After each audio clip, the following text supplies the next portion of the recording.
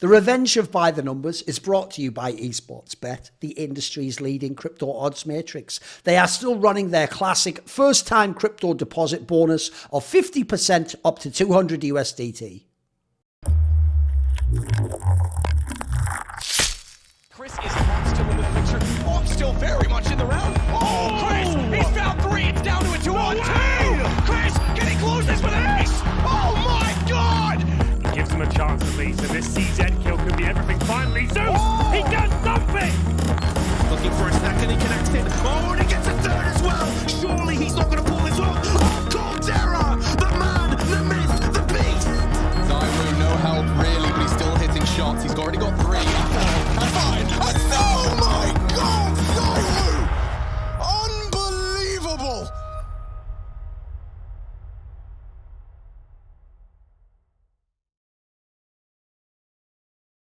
Welcome, everybody, back for another episode of By the Numbers.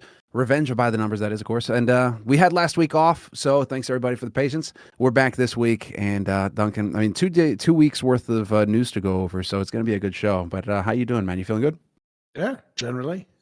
By the way, spoiler, there's definitely some potential comedy bait in some of these stories. I can already see the laughs are coming. Like, put it this way, there's already one later that I won't even spoil, where it's not even for me. Like, I like always shout out the CSGO Leaks account stuff. That I saw one that I'll mention way later in the episode, where some fan did come up with one of the bangers of the year. So we'll come to that later. It's all good. Okay. Now I'm curious. As an aside, I do have a quick question though. We'll start with some minor petty grievances. So the petty grievances is this, Semmler, is I actually feel like we've done it's mad that I'm the one to come to you with this, but we need an intervention, mate, because here's the intervention. It's all well and good using your platform, like I do it all the time, to put out whatever you want into the world. That is essentially, I do think, what you should use your platform for. But I still think you actually think you can win some of these arguments about like female gaming. Like, you are fully aware like that ship has sailed completely. Because here's the thing, Semmler, I'll give you an example. And this example alone will show you why it is a waste of everyone's time to even have these discussions. They are not good faith discussions. Here's how you know, right? So you might have seen, like something like 2 days ago, I put out a reflections episode with Sombi. So everyone will know her as Soy. She used to work at ESL in Europe, and then obviously now she does the Overwatch League and is the host and has done every role at the Overwatch League. At this point in time, she'll be the commentator, analyst. Now she's the desk host, and she is a super OG veteran of esports woman. And she's even someone, by the way, this is why if you watch the interview, I even say, like, should it even be a topic in an interview or ask about winning esports? You don't even need to ask about that topic. Like, you could do a whole interview with her just about the games she's worked in, the tournament she's worked on, and the roles she's done. You wouldn't even have to make the whole, like, but you're a woman, because she's so OG and her resume is fucking unbelievable. If you don't know, guys, she worked with every major company. She even could have done League of Legends for like LEC and stuff. It just didn't go that way in that direction. She went to end up in OWL, right? So the point I'm going to make is this. She went Dota instead of LoL because she was No, she said she originally did the first. She actually says in the interview, by the way, she was very jealous of Shox for many years because Shox got the gig instead of her to do like ULCS. Because remember, ESL did the first season of that, and then it became later like a Riot only broadcast. So anyway, she was kind of like a shoe-in to potentially do it. So the point I'm making is this. When I do an interview with someone like that, spoiler, that person absolutely, and in this case, I actually do know her a little bit, I can tell you absolutely she would say this, is co-signing me as a character and individual and professional in this industry. When they do that interview, they're saying, I also think this guy has some relevance and deserves to have a play. All those things, right? Now, logically, Semmler, if you were just a fan who knows neither Soy or me or you should look at that and go, that's a point in Thorin's column, isn't it? That means a super OG veteran woman who, by the way, has done plenty of things about like LGBTQ stuff and inclusiveness. She does believe in those things. She just believes in it in the real way, guys, not in the like fucked up political way. Like, she's actually a cool person. So the point I make is this. That should actually be a cosign that I'm legit, right, Semmler? But no, because if you go and you read the comments, here's what you'll find, Semmler. People go, just because you talked to a woman one time doesn't mean you're not a misogynist. So then my fans, are you ready? My fans naively jump in and they go, but he didn't just talk to a woman, did he? He did shows with Froscorin. He did shows with Kelsey Moser. He did shows with Emily Rand. And what you realize is this, Semmler, at the end, their point is just like, so you did shows with 8 women. So what you realize is this is the standard. It's not about misogyny. I learned this years ago. I don't know if people know this. You know, everyone on the internet's terrified of being called a Nazi. So that is known by left-wing people, and that's why it's their go-to answer. They don't really mean you believe in the ideology of the government of 1939 and 1945 in Germany. What they mean is you don't support my Democrat/left-wing worldview, so I just call everyone who doesn't a Nazi, because to me, you may as well be a Nazi. That's what they're sort of saying when they say Nazi. Well, spoiler, here's the problem, Semmler. In the modern world, these women we're talking about, it proves it. If you were doing the Anubis scale, right? So I did some tweets that mildly criticized the premise of a female league, and then I helped dozens of women, countless people. I even gave Shox her first fucking start in the industry. I've done all these insane things. So what it shows is this, Semmler. Nothing you do on the side that should count for you ever counts because of the thing you did. So really the message is this. This is the message of the industry. Misogyny to these people just equals a man saying an opinion I don't like, not agreeing with me. That's it. That's it. So in that scenario, they're never going to agree with you. They're never going to give any ground. You could help, literally, by the way, I point this out about Carlos. He has tangibly, financially helped women make millions of dollars collectively now and done all these massive, it doesn't matter. The one little thing they don't like scrubs that all out. So I'm not saying like, look, keep doing your thing. It's your platform. Give whatever to you. But just, I just hope you are fully aware. Like, I don't think you're going to get any ground there. Like, you might get some people like I just did there. You might get the odd, legit veteran person who sort of like step across the line or be like, I don't believe in a line. Let's transcend politics. But as a general movement, there's no ground to be made there, I'm afraid, mate. I just feel like it's a dead end, you know. That's my vibe. It does feel that way. Hold on, real quick. Jerk, thanks for the support, man. Really appreciate it. Loads of subs from Jerk just now. So thank you, dude. Thank you for the support, and thanks to all the guys who are subbed, and also holding GROGcoin as well, because we'll get to your questions later at the end of the show. Yes. But you know, thanks a lot for the support. You guys are what makes the show happen. So yeah, no, this like I've kind of had that. I was, you know, I like the beauty, the one of the awesome things about having a dog is that you go on walks frequently, and in those walks you can just kind of like unplugged and maybe ruminate on these topics, kind of think on these sorts of things. You just let your brain do like free association, right? Yeah, exactly. You just kind of float along and you have fun with them, you know, and you run a little bit. And with him, he runs after deer and hare, so I run after deer and hare a bunch, and it's good times. But it does let you kind of like sit there and think a little bit on some of these topics, and one of them really is just that, is that these, like, I don't know, you know, I think about it as much as I can, and I'm still just kind of on the fence. On the one side, I agree with you in that there are clearly bad actors in the space who are just, they claim one thing while in fact all of their actions indicate another. And so, you know, they claim to represent LGBT, they claim to represent female, they claim to represent minority, they claim all this, when in reality it's nothing. They just care about power and being able to pull it over you, being able to essentially tear you down or have any kind of semblance of power over you. That's all they really care about. Gatekeep your career, basically. Gatekeep you out of the industry, whatever. So right? there's those people, but at the same time, flip side of that is I have received a tremendous number of messages and all that from women in the space, who you know, women and, you know, just people in the space who say, you know, thanks for saying it out loud, you know, because like a lot of these people can't come forward, for whatever reason. And I'm not saying like, oh, you know, high and mighty, whatever. Like, I'm in a very unique situation where I feel like I'm in that window where I can say something right now, and if I didn't say something, then I would hold it against myself going forward. I think that's like where I'm at right now. So I noticed this thing. I noticed that nobody else is in a position to say anything about it. And so like what I really like about this is that it's the same kind of thing that you just brought up, in the sense that, well, you know, you only maybe he's just talked to 8 women. It's just like, well, if none of the females say anything. And it was just perfect when that Brazilian article dropped, where that Brazilian player you know, called me out and said, you know, it's like, if this guy was a Brazilian commentator, I'd do everything I could to shut him out and like get rid of his career and kill his career and fuck him in the ass and all that sort of shit. I was like, whoa, that's your thing. But But by the way, even that, I'll just throw this out there. That's another very telling thing about these people. Have you noticed? Sure. What they do, the second, by the way, you disagree with them, they'll even do it to women who disagree with them, like on political lines. They immediately go to all the insults they claim that they get from men and that toxicity. Like as you'll see there, Semmler, the same people who believe ideologically there's nothing wrong with taking up the arse say you're going to take up the arse thinking it's a thing to mock you over. It's like, well, what are you mocking me over then if it's awesome? Exactly. Like that is because, you know, when the Brazilians do it, I've never bought that. It's like, you can't see that was the tweet. that was the tweet that I then put out where I said, okay, I took that, I quote tweeted Right. it, and I said, gee, I wonder why nobody wants to, even if they want to just have a conversation about it, why nobody does. None of the female Yes. pros do. Nobody does. Because if this is the reaction that you get where it gets cranked up to 100 Yeah, of immediately, and it's course. like, I will end your career and do everything I possibly can to end your career. It's like, well, the stakes are too high for a lot of people. Yes. It's like, so naturally, when you're in that kind of scenario, you notice that these people are always the bullies. They they claim are. that you're the bully. Yeah, the They cry claim that bullies. you're the Yeah. person, who's immoral. Exactly. That and no. It's inversion. It's always inversion. It's always exactly 180 degrees. It's always them who are the racists, them who are the sexist, them who are constantly always, trying to bully people and just gang up on people. And it's always the same thing. And so, it's whether I keep it or not.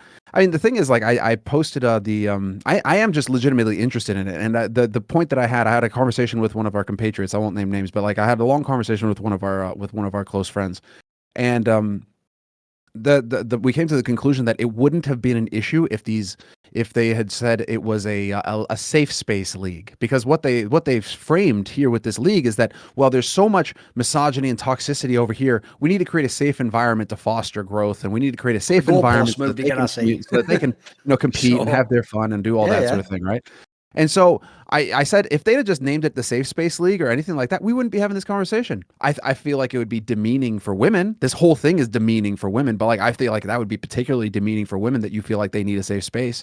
Or if they'd have called it the Minority League, because they always say like, oh, the minorities are the ones who need all this this protection, and they get attacked daily, and so they need a safe place. So it's like, had you called it the Minority League, again, maybe I would have made a quip about, well, that's kind of insulting to women, saying that they're a minority, they are kind of half the population, all that sort of thing, right? We could have had a different discussion about it. It's the problem that they call it the female league, and like words have meaning, and you need to stick to the meaning. You don't just get to arbitrarily change the meaning of words to suit your narrative. And so it's the fact that they called it the female league and are then now allowing men to compete in the female. It's like, now we have to have a conversation about it, because now you are out of line, and women are suffering, because if the league is supposed to be for women, for each other person that you allow into the league, that's taking a spot away from a woman who could be competing in that league. So if your stated goal is to provide a place for women to compete, then you need to stick to that goal. And I'm going to call you on it if you don't. And so that's why we are where we are. By the way, I'll throw this out there as well, because I saw not only everyone's favorite, incredibly cool gimmick poster, Ryan at Push V, whose gimmick is, I'm from North America, I like Cloud9, years after they were already big team. It's like, fucking narrow it down, homie. It's about 10 million a year. And you do look like a generic human made in a FIFA, make your own player thing. Are you fucking kidding me? Give me a break. So anyway, there's him. And then I saw Jacob Wolf as well was fucking jumping in there, mate. This is the shittest gotcha of all time. So the gotcha, Semmler, are you ready? Get ready, guys. If you're a fan of their way of thinking, we're going to get so owned right now. So when Semmler pointed out, why are men allowed to play in the women's league? They go, gotcha, because you were always against women's leagues.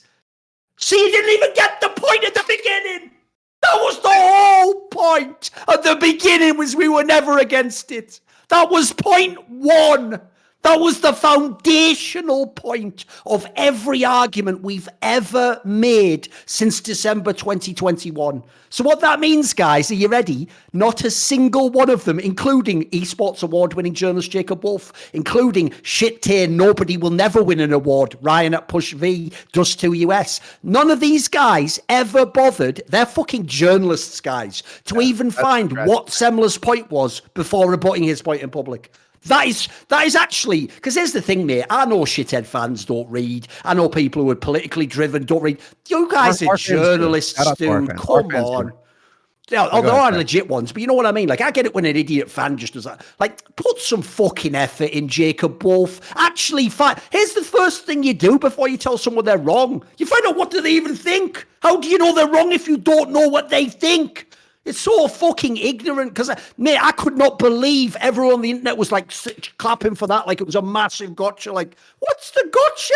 The joke is Semmler did care about the female league. That's why he risked his career to speak about it. Now he cares about the female league, only having females in it. So he's risking his career again. By the way, here's the real question I'd spin the other way. You know what they all do, Semmler? That is so fucking gross. It's some Frankie level behavior. They act like we're in a parallel universe where it's the opposite. Gaming is full of evil, like potentially violent right-wing extremists who will murder anyone who speaks in favor of feminism or that. So they think they're the fucking hero. Explain this to me. What job will Jacob Wolf ever lose for making those statements? What status in our industry will he ever lose because of those statements? What company will not partner with Jacob Wolf because of those statements? None of them. They have they are the literal orthodoxy. They are the entire ideological hegemony of the whole fucking space. And when you actually are the one person who has a different opinion, which you notice they never waste their time listening to, you're not even allowed the opinion. I'm going to say this because I'll say it a million times over. We live in a world where people will talk about, I don't have the right to this. I don't have the right to that. We need more rights. Can I have the right to a fucking opinion? Can I just have an opinion? I'm not asking for anything else. I'm not even saying talking about the weather, right? It's mental, innit? I know. Like all we're asking is a fucking opinion. That seems like a basic for everyone, right? Come on, man. So wild, isn't it? Wasn't that so disappointing? I mean, you must have thought the same thing. Like, dude, they're not even trying. Like, come on, bro. No, keep up. That's the thing where it's like I get your point about not even engaged. Like I didn't respond. I saw Wolf's tweet and I saw that how many hundreds of likes I got. And I'm like, of course, okay. It was like a dunk, wasn't it? And it's just like that is the point where it's just like, yeah, there's no point responding to this because they've already checked out. They're not actually looking to engage with an argument. They're there to like farm. They're there to clout chase. Oh, they are, yes. And so they're not actually he's not there to talk to you, Semmler. You're right. He's there to be seen telling you off in a condescending way so everyone could go, well done, Jacob, very mature. For journalists who write articles to not reach out for comment or anything like that, it's like then you know that it's not about actually getting both sides to a story or anything like that. I've never been reached out to by any of them, these so-called journalists, these fucking hacks. So no, fuck them. It's not worth the time. What is worth the time, and that's where it's you're doing like the arithmetic, I guess, or whatever. But what is worth the time is when I do get messages from women, and when I do get messages from parents who are like, "Listen, thank you very much," because it feels like I can't talk about it, or then it's like, okay, cool, fine, let's roll. So and the thing is like I do care about the female league because I am interested in seeing it. I am interested in seeing it succeed. I've never been against female leagues. What I have been against is. Or what I have said from the start is that you need to find a model like any other. Like, it's not like the male league is some charity where money just rains out of the sky. Well, now it does. But like when it got started, esports wasn't just something that just, popped out of the fucking ground ready-made and it was only for men. And it was like a club, with the sign on the door that says male only. And then, if you're a girl, fuck off. You can't play in our league. None of that. It's people wanted to watch the best in the world compete at a video game. And so sponsors showed up, viewers showed up, then sponsors showed up, and then, it builds up from there. And so the females have to find a model that works for them. And so that's why I'm trying to keep an eye on things, just because it's like, I want an idea of where the viewership is at. And so last week, I mean, we are spending a bit of time on this and we aren't going to spend much more on it. Yeah, I'll be off to this, don't worry about it. But I did, and this was another thing where it's like, it didn't get any traction. But what I am doing is thanks to websites like ES Charts that actually keep tabs on everything. And we'll have the links below, guys, in case you're interested in looking for yourselves. We'll have all the links in the description, everything we talk about. We try to put links there so you guys can check for yourselves. But ES Charts actually do kind of gather those stats up. And the story is that without any of the men helping, that's without Gowless, who's pumping the numbers up and all of that, the numbers are actually very low. For a grand final championship, they peaked at like 8.9 thousand. They averaged 2,000 viewers for the whole event. It's like, what I'll say, mate. I've said this in the past, but I'm going to throw it out there. One of the problems I have is this. Obviously, yes, the female pros themselves tweet about it because they're playing in this tournament, Semmler. I don't see any of the women who tell me they support all female initiatives ever tweet about that league. They don't watch it. They never tweet to go and watch. I know, exactly. They don't ever watch it. No, they don't watch it, man. None of them do. And clearly none of them do because they got 80,000 hours watched, over 30 hours of airtime, 8.9 thousand peak, and 2,500 viewers average. So, I mean, like, so when I tweeted this, to me, this is like, okay, this is actually the real poll because you're competing with Blast Fall Finals where you got Navi and FaZe and everybody, right? So you got the male CS and the best of the best in the male CS that's going parallel to your tournament. So you couldn't ask for worse competition. And then you've also got the World Cup going on at the same time. So you don't know if people even, viewership was low for Blast. And that's probably because the World Cup is going on because people are watching the football instead of watching the CS. And so you got that double whammy that the women are dealing with. And so what I wanted to try to get across with that tweet was like, this is actually the real, if you wanted to have an idea of where you stand in terms of actual fan base pull for the female league, this is probably the closest you're going to get to it.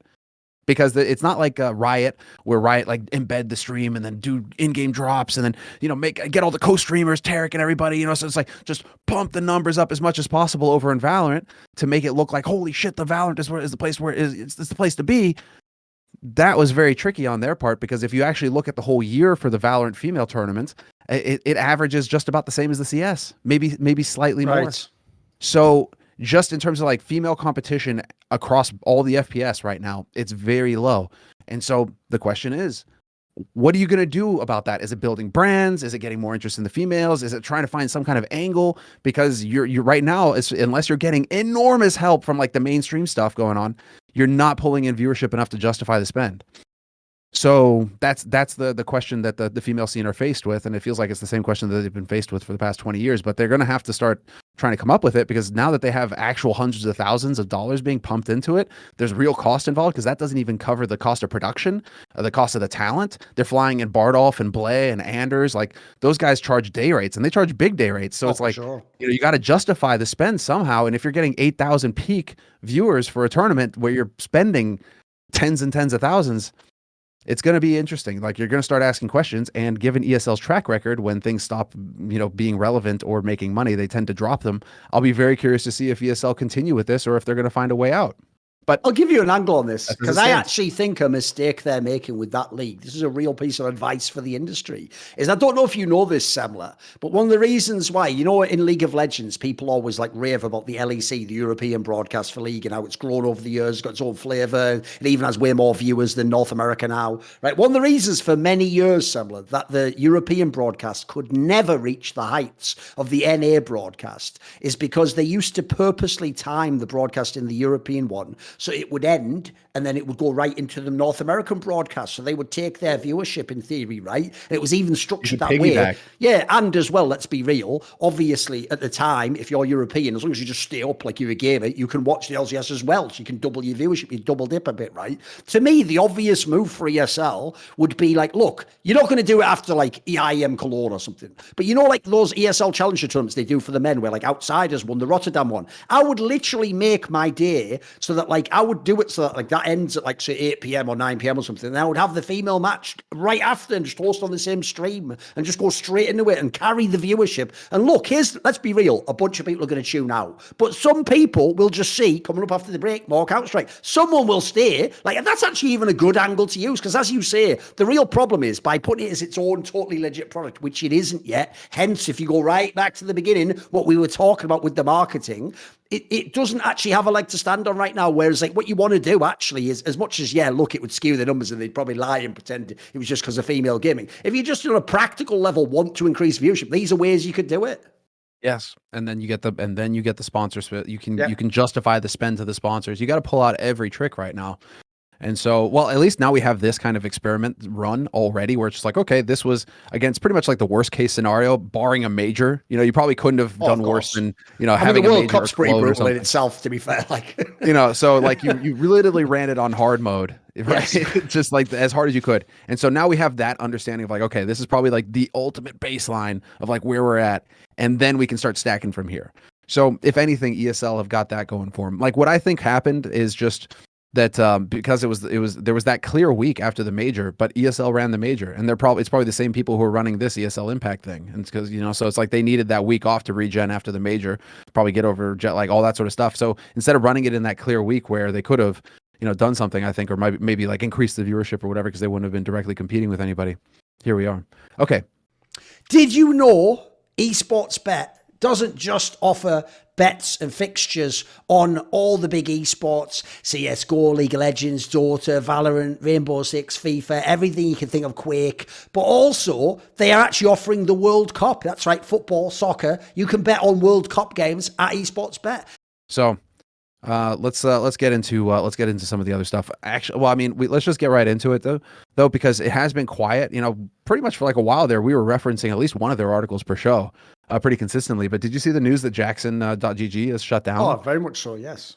Unfortunate, man. They were doing good work. Really, I thought mean, my joke was the line though. I just said like it was obviously just all an elaborate sort of like fucking PR campaign by Astralis to bring device back. Because the joke is like, if people don't know, like that was that along with the config one, like they're just the PR arm of Astralis. Although in theory the Astralis config story was sort of bad for Astralis, but yeah. Now that device is back, magically it just shut down, didn't it? Like it's not really what's going on, guys, but it looks like that. It looks like that. The joke was that Astralis, that config didn't actually get in a fight with the promoter. He got in a fight with the leak, and that's what was going on. They used config to take the leak out, and then without the leak, well then Jaxon, that's it, because 90% of their articles were about Astralis. Without the leak, that's it. They fold. So I know it's dumb, but it is it's config. Yeah, no, it's unfortunate to see Jaxon closing. And I'll give you a quick read on the tweet, because I mean, that you have the experience in the space, and you can tell me if this is good or bad. But let's see. Christian Slot, who was the editor-in-chief over there, says that they've closed even though we showed explosive growth, 1.3 million visits after 4 months, exceeding KPIs with 100%. Following website launch in July, the owners decided to quit. No money, rough times. And so he says he's insanely proud. And of course, I mean, I think he should be, because they crushed it. But what do you think about that traffic? I mean, do you have any kind of insight as to whether or not that, like, where that measures up in terms of traffic, in terms of journalism in the industry? I mean, those numbers sound very good. The problem is it's all based on like put it this way, on this channel right now, if you go to the YouTube channel, if you're watching the VOD, there will already be the VOD up, because it came out today, of Snake and Banter. There's actually a topic we addressed on that. So I'll go over some of the things I talked about on this, but I won't like cannibalize those points too much. I'll leave them on their own. Basically, I would say this, Semmler. The problem with most of the media sites like that is they tend, right, here's the real problem. To get the money in the first place, they usually have to oversell what numbers they can get to get the money to even start. And then you would basically just hope you can get those numbers. So even though those are amazing numbers, as far as I can tell, especially for how long the site's been around, not very long, the problem is if you really aggressively sold that you were going to make like millions and millions of hits, then maybe to a viewer that's not enough. And also, quite frankly, if you look at the way he phrased it, it just sounds like they wanted to pull their money out. Remember, it's a bit like 2 years ago with ye old COVID and online shit. Like, it wasn't like esports itself was directly connected, but you had all those other companies that were part of the ones sponsoring,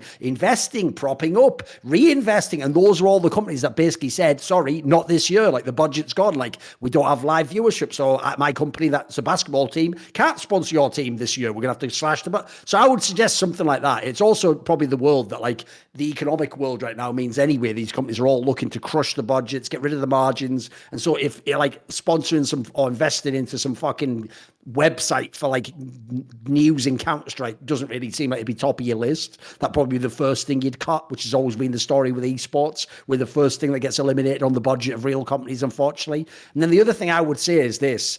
I actually did think in general they did a good job. It's just that as much as those stories, the config and the device ones, did get massive numbers, it's also, I think, really hard to get like huge sensational stories with any regularity in esports. Like, beyond just raw drama, like, dude, even the actual player transfers don't work now, because remember, in the modern day, HLTV is just going to rewrite your post 5 seconds later and put it on their website, and all the people who go to HLTV are just going to click that and read it. They're not going to click the hyperlink and go to your. So, like, you know, like, you've only really got the drama, and that's why, actually, as a very quick aside, I've already commented on this on the Snake and Banter, so I want to get your take on this. I actually thought the really sad thing about this is, like, as usual, Reddit is like a perfect barometer for what is correct, because they're always wrong. So, as usual, in the latest episode of Reddit is Always Wrong, you know, Semmler, how I've pointed out how they don't care about, like, some anonymous leaker who gets shit wrong all the time, but they will torture Richard Lewis and DK over, like, every minor word they've ever said, and then imply these guys are actual human dog shit, even though their work is impeccable and has no flaws, almost never violated professional ethics. So what Reddit shows is they always actually try and basically, it's like that thing, a prophet will never be, like, welcome in his own land. They will always destroy the legit person. So I saw Reddit thinks this is great news, because you know what? Jaxon was just a tabloid TMZ website. I've been informed, Semmler. I don't know in what context, because Richard's pointed this out many times on the Old by the Numbers. As far as I can tell, every story Jaxon ever reported on that I had a lead on, they were accurate. What they reported, they were correct. I've even pointed this out in the past. I have been a source for Jaxon when I've had my own people that have had stuff and been able to give them a lead or a tip, like, yo, check out this person, maybe he can corroborate what you're saying. Like, as far as I can tell, they were doing a very good job, actually. True, the subject subject matter might have been in the wheelhouse of a tabloid, but like, let's be real. A massive professional player getting in a fight, which potentially, in this case, could have ended his life. That's actually in the public interest. That's absolutely something that any website or newspaper would report. So I thought, I wanted to get your take on that because, dude, it's one thing that a site dies. Like, why do fans have to, like, celebrate it? Like, you think it's good that this website doesn't exist? Why? We wouldn't know all this information about config. We wouldn't know about device. We'd just been sat there waiting for liars from NIP, like to wait a year to tell us what's happening. Like, I don't get how people can cheer that on, mate. Like, if you cheer that on, you must just be a nihilist. Like, there's nothing good in the world to you. Or you're actively, or for whatever reason, as you were talking there, for whatever reason, I was thinking that if subconsciously or consciously they are aware that they themselves are not doing good. How to put this? Like that they have to tear down whatever it is that they see as good or doing good. And so they themselves, whether they know it or not, it's like they repel it like a magnet. There is a bit of that. Put it this way, that's the real reason, in my opinion, they go so hard after me and Richard and claim that we're people without integrity and liars, because they know we're not, and that we actually advertise that we're people of integrity and we're not. Yeah, as you say, it emphasizes that if they have any flaw, they have to show that we're human as well and that we're flawed. And if we are, they think it's like a tie at that point, You have to like lean into it as well. That was one of the things. It's funny that it's just in terms of like what your track record is, but I think that's really what it is. It's like it's also a pedestal thing where it's like once you're at the top, if you get too high to the top, and if you're there too long, even if you are the best at what you're doing, it doesn't matter. Then it becomes about how can they tear you down.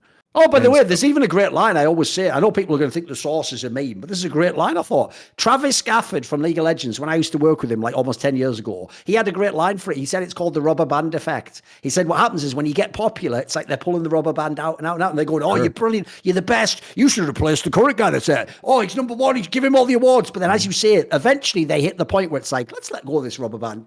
And it's like they come for you. They come for everyone in the end, mate, everyone. And that reason I know this is true. They're coming after Scrawny and Launders now. Oh, of course. That's what these idiots don't get. When the people themselves see this process put them to the top, they naively think, oh, brilliant, they're just like me. It's not actually a thing. And what you don't know is this. I'll explain very briefly to people. You remember this, Semmler. When I was the number one person in CSGO as an analyst, all the shithead fans did on Reddit is go, Yanko's better because Yanko knows the game. He was a pro. Then when Yanko became a coach, Yanko knows nothing about the game. He's a fucking idiot. He's garbage. All he did is, he didn't know anything about it. Look at the way MIBR play. So now, when Yanko was number one, they said Sponge is the king because Sponge was a more popular former player. Now that Sponge, see what I mean? It's just a fucking shit like treadmill of dog shit where they just tear someone down every single case. And the joke is, mate, I've even seen, no joke, people criticize Maniac, fucking Lurpis. Like, guys, at this point, your whole thing of like pros no more cannot be a real principle because Maniac played in majors. Lurpis was in Lurpis has fucking medaled at like a World Cyber Games or something. You know what I mean? Like this outrageous shit. Maybe he didn't. Maybe he's just semi-finals. These people are being at the absolute top level. So yeah, you're right. It's just a process. And the problem is, get ready, put a pin in it, guys, because this is going to age like fucking fine wine. In like 4 years, all of Reddit will be like Scrawny and Lawns are fucking boring. You can tell they don't care about the game anymore. They've all just mailed it in. I think new Billy Bob X and fucking Slash, the new guys on the block, they're the new guys. And because I'm first and I support them, I think they're the best in the whole world. It'll be the same turnover again, sadly. It's already happening with Launders and Scrawny. So then you're going to see like within a few months, even I think they'll start to going, oh, but Launders, this, that, and other, Scrawny, this, that, and other, and they'll just start picking them apart. And then before you know it, it'll be they can do no right, they can only do wrong, and then it'll be on to the next thing. So it really is that. I mean, it's almost like you can't help itself. And the thing is, like, I don't think that they are even themselves aware of what they're doing. So again, it's just like, they don't know, they don't know what they're doing. And so at the end of the day, once you've been through it, you take it much less seriously. Yes. At first it sucks. Obviously, when you're getting because as you say, like, you take it personally initially, right? But then eventually you realize they're going to do this to everyone. Like the joke is, and once you realize that part, it's like, okay. The one who gave it away to me was Anders, because if people don't know, Anders and Moses probably the most amiable people to ever work in esports. Like, there's nobody who doesn't like these guys. So as soon as Reddit turned on these guys, especially Anders, and they were like, he's shit, but it's like, mate, it's the same fucking guy. Like the joke of Anders is he never lost his passion. It's the same guy. Like he even casts the same way. Oh, you guys hate this guy. Well. Come on. This was because we started experimenting with it because Anders and I would talk about it, be like, what are we doing differently? And so for a while there, we ran the experiment where, because, it's like we tried everything under the sun, like super analysis, super in-depth, or no analysis, mega light. Like we were trying all sorts of different things. And then at one point we were just like, fuck it, we're just going to keep doing the same thing over and over. Like we're just going to go back to what worked, and we're just going to do the same thing over and over again. And we could do literally the same thing, one broadcast, people would love it. The next broadcast, people would hate it. And we would not change anything. It would just be arbitrary. So at that point, then you really know it's like, okay, what the fuck? Like, how do you, I guess you just have to accept that this is how it's going to be. No matter what you do, you're either going to get praise or shit on, and it could be whichever way these people decide to wake up in the morning. So that was an interesting experience for sure. It's definitely something like casters. It's tough when it comes to these sorts of scenarios. And this is casting. I mean, obviously journalism. You guys are cranking stories out, and so you're going to have metrics to follow. But because casters, it's really hard to tell like what impact you're having on the stream itself, unless you get a thread on Reddit or something like that. It's really hard to judge. It can get a bit mentally taxing because like if you're a pro, you're like, okay, I fucked up here, I fucked up there, like I've got stats to prove it, and whatever. Like there's metrics you can follow in other parts of it. Whereas with casters, it really is all subjective. So if the community is hating on you, then that's pretty much all you've got to go off of is the community is hating on you. And it can get pretty brutal sometimes for the mental space. So that is one of those things. But to bring it back to Jaxon, I just hope these guys land on their feet. I hope that that there's a site that's going to pick them up, because I feel like there was some good, they were doing a good job, cranking out content. We were always referencing them, and I think they did a good job staying on top of stories. So I hope the guys working there are going to be able to find another spot to go to and maybe start one of their own or something like that. I don't know. It'll be cool to see it and cool to follow, like what happens with them next. So another one, excuse me. Let's just hop into the HUNDEN. Let's just hop into the HUNDEN story, the HUNDEN fiasco. Because I put it here. So HUNDEN lawyer, this is my title for it, where HUNDEN lawyers up and gets his ban dropped. Astralis, his likely destination. I guess we just have to recap the article that Richard talked about in terms of the relationship between HUNDEN and Astralis, creating content for some aim training thing. I'll do it quickly. Basically, Richard did an article a few months ago now where he revealed that HUNDEN works for Astralis. By the way, already an outrageous story, because famously, Astralis, including Nickel and IEM and some of the players, have been the most vocal critics of heroic HUNDEN and the HUNDEN scandal, and whether the players knew that HUNDEN was cheating or not. And they basically called him out. It was even implied, if you remember, back in 2021, that it was Astralis that might have been part of the source to ESL, that HUNDEN was going to leak those like anti-strats to them when it was going to be for IEM Cologne, if you remember that story. This was all around that. So as a result, stupid fans, at the end of this article Richard wrote, where supposedly HUNDEN works for Astralis, but not coaching, don't worry, because he's prohibited from doing that by ESIC. No, he works for Astralis designing tutorials for AIM Labs, which is like a program, if you don't know, where you sort of test your aim out right. Like the notion was he was working, but instead of just leaving it there, like, right, that's what we're using for. Then one of Richard's sources from Astralis said something like, but when he's unbanned, we would consider, or we would hire him, in like another capacity. What that means basically, because all the dumbass fans got it wrong, all the fans on Reddit always, this is their position they take consistently, right? I'm going to say that whatever Richard Lewis, easily the most decorated and prolifically correct journalist in the history of esports, whatever he says, I'm going to say the opposite, and that he's wrong and a liar. And then they wonder, how will this age? Let's sit back on a fucking deck chair. You morons. But no one keeps score of nobody Redditors, because, spoiler, you're nobody. That's why no one cares that you're wrong or right. So when they did this, right, they all said that last part, Semmler, wasn't indicative of the idea. Maybe he was secretly coaching them. Maybe he would coach them. They all got into this big semantic debate about, like, what does it mean to be prohibited by ESIC? And then if you remember, famously, Striker waded in and was doing that thing where instead of just saying, hi, Richard, a much more veteran and better journalist than me, and always will be, what did you mean by this part? Because I'm essentially a fucking amateur who's LARPing as being a journalist. So can you just give me a free lesson in journalism and explain what your work meant? Instead of doing that, Striker just tried to sort of be like, but what about what you're implying by this? And then Richard was like, well, I didn't imply that at all. And then he was like, no, but it sort of could mean that, like, and basically, like I say, he could have just said, I don't know what the fuck you mean, so can you tell me? So basically, everyone took this position. No, it's nonsense. Richard's done that thing again that he always does. Spoiler, he never does this, where he takes like a tiny bit of a piece of information and he builds this whole conspiracy theory around it with all like weird implications. And it's so off base. Spoiler, when Hunden now has had the situation where ESIC's going to reduce his ban because he's got lawyers involved and now he can be a coach. Guys, you remember what I told you a few months ago? It's weirdly conspicuous that at the same time Config got kicked out, right afterwards, they removed Trace as their coach but didn't announce a proper coach. They just brought like some academy fucking guy in to temporarily do the job who obviously was not going to be the main coach of Astralis with Device and Glaive and Zipmix. So I always said, weird how they're leaving that out, isn't it? Spoiler, they probably were just waiting to find out what was happening with Hunden. They were just like, right, wait, let's see what happens with the Hunden story, see what goes on there. And then what they've done now is, surprise, surprise, magically, Hunden probably just becomes a coach of Astralis now, which, look,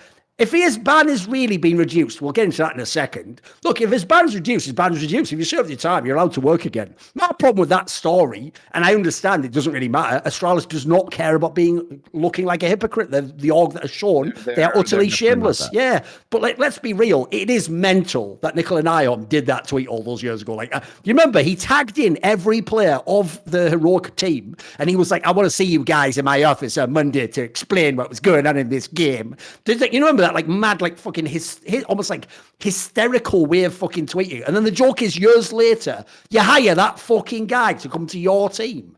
That's so fucking pathetic. I just pity you that's like your game. What a shit fucking plot that is, mate. Just whack. It's not even a bad hire, by the way. He even probably will be a very good coach if people don't know, aside from the shady stuff he did with Heroic. He has an incredible track record of finding talent, developing talent, bringing them in the roles, developing a game plan. Hostages to the future. Yeah, exactly. No, exactly. In that scenario, you've got to be careful what you tweet. Exactly. You know, and it also, other bit of news, that Config, I mean, it's a small bit of news, but we can definitely talk a bit more about it later, because I think Heroic is being very shrewd in how they're handling the World Finals roster situation. But, just another example of like how you need to be a little bit careful about it, thinking ahead, simply because Config, he also was one of those guys who was like, fuck these guys, and talking about Heroic when the whole scandal broke, like they deserve everything that happens to them, fuck them, blah, blah, blah. And it's like, oh yeah, by the way, I'm going to stand in for them at the Blast World Finals next week. So, like, go us. It's just, dude, it's so good. So the jokes just never stop writing themselves. Like, really, Config, are you going to stand in? I mean, I know you're very proud of being able to do that again, but fuck, again, whatever. He's just keeping him online. He's like, I want you all in my office, exactly, Stark, to give you a job. Basically, he's just like, yes, there you go. There's a man who understands how to do business. Exactly. You know what, Hunden? You and I need to talk. Let's go get a steak dinner together and talk this over. Dude, I even did a joke like that back in the day. If people don't know, my joke was, once the rumor was, because I did this at last year when there was the whole thing where the rumor was he was going to go to Astralis, if you remember, right before he leaked the strats in the Google Drive. I even said, so essentially all we've learned from this is Nicola Nyholm's not mad at cheating. He's just mad at you cheating against him and not for him. Precisely. As far as I can tell, that's the only principle, and that's the line in the sand. It's like, hey, do it for me next time. Like, all right. Fucking hell, okay. That's all he cares about. That's all he cares about, that dude. I mean, it's just about getting results. And by the way, guys, I am fully aware that Astralis is more than Nicola Nyholm, and actually there's probably other people who are doing these decisions now. But the problem is, on this show, we've already established Nicola Nyholm as the long-time enemy. He's just like the fucking Palpatine, isn't he? So we're just going to keep using him as the main go-to figure for Astralis. A rough time for ESIC, though, because we've got another story later on as well. Well, we can get into that after this one immediately. We might as well make this the ESIC block. But there is that one, the one part that stood out to me, which is where it's clear they found a loophole. They found some kind of hitch, some kind of gap that ESIC left in the armor, where the lawyers were able to get through and just pry it open and get Hunden out through that path. Because there was one line in the press release where it was agreed that Hunden will undertake relevant training, while ESIC will review its policies and procedures to ensure they are consistent with good industry practice and fit for purpose. That says it all. ESIC just can't, all they can do is catch L's right now. It really sucks to see, because if they are to make any kind of progress as some kind of governing body, they need to start putting some W's on the board. Because this is another one where it's just like, okay, it's very clear that if you are going to try and behave in a manner where you're going to regulate, then you need to be on the ball in terms of like all of the law out there. That the fit for purpose good industry practice, right? If we're talking industry wide, that's a lot of ground to cover in terms of figuring out what works and what doesn't. Because clearly Hunden found some lawyers who are like, right, that's not going to fly if we want to use industry standard. And now ESIC have got to let Hunden go and patch up that gap so that it can't be used again in the future if they are trying to catch somebody on similar terms. So I mean, how can they do the latter though? As far as I can tell, what fucks them, Semmler, is there's no loophole. All that happened is Hunden just went to a lawyer, and the lawyer's obviously gone, wait a minute, what would a governing body in esports have to do with whether you can work and have a livelihood? Like, you haven't broken a law, have you? No. Yeah, you know what I mean? Like, as far as I can tell, like, put it this way. Am I giving ESIC too much credit? Well, the problem with this is another snake and banter topic. I don't want to cannibalize it at a 20-minute point there. But basically, the gist of it is ESIC is just a paper tiger now. It means nothing. Every single pro player above like tier 3, where they don't have any money, can just go get a lawyer. Every single coach. And if they punish you, just go to them with the lawyer and say, unless you're willing to take me to court over this, like, reduce it to the minimum amount. Every single person can do that. I can't believe that. About them. They've just set a precedent where they don't even need a lawyer. They're just going to point at Hunden and be like, yo. I mean, ESIC are going to post something, and the players are just going to be like, "Yeah, I'm showing up for practice tomorrow." Like, they're not even going to bat an eye. They're not going to miss a step. I mean, ESIC's just done, mate. It's like CSPPA. It was a good idea, and in practice, it doesn't really work, does it? Because, by the way, if no one's keeping track, I don't keep doing about every event, but I'll just point this out. Last fucking year, I believe it was, when ESL made that post in collaboration with CSPPA that they'd reached a historic agreement, or might have not even said historic, but they reached an agreement that ESL games wouldn't run past 12 p.m. local time. 12 a.m. rather, midnight. How many fucking every tournament ESL runs has a game that goes past 12. Am I wrong? Like, it feels like every single one. The joke is they haven't even attempted to stick to that something. They just routinely run over it. And what does CSPPA do? Nothing. Because it wasn't something you were going to be punished for. You're just saying, please do it. And ESL was like, okay, I'll get a free PR win and do whatever I want anyway.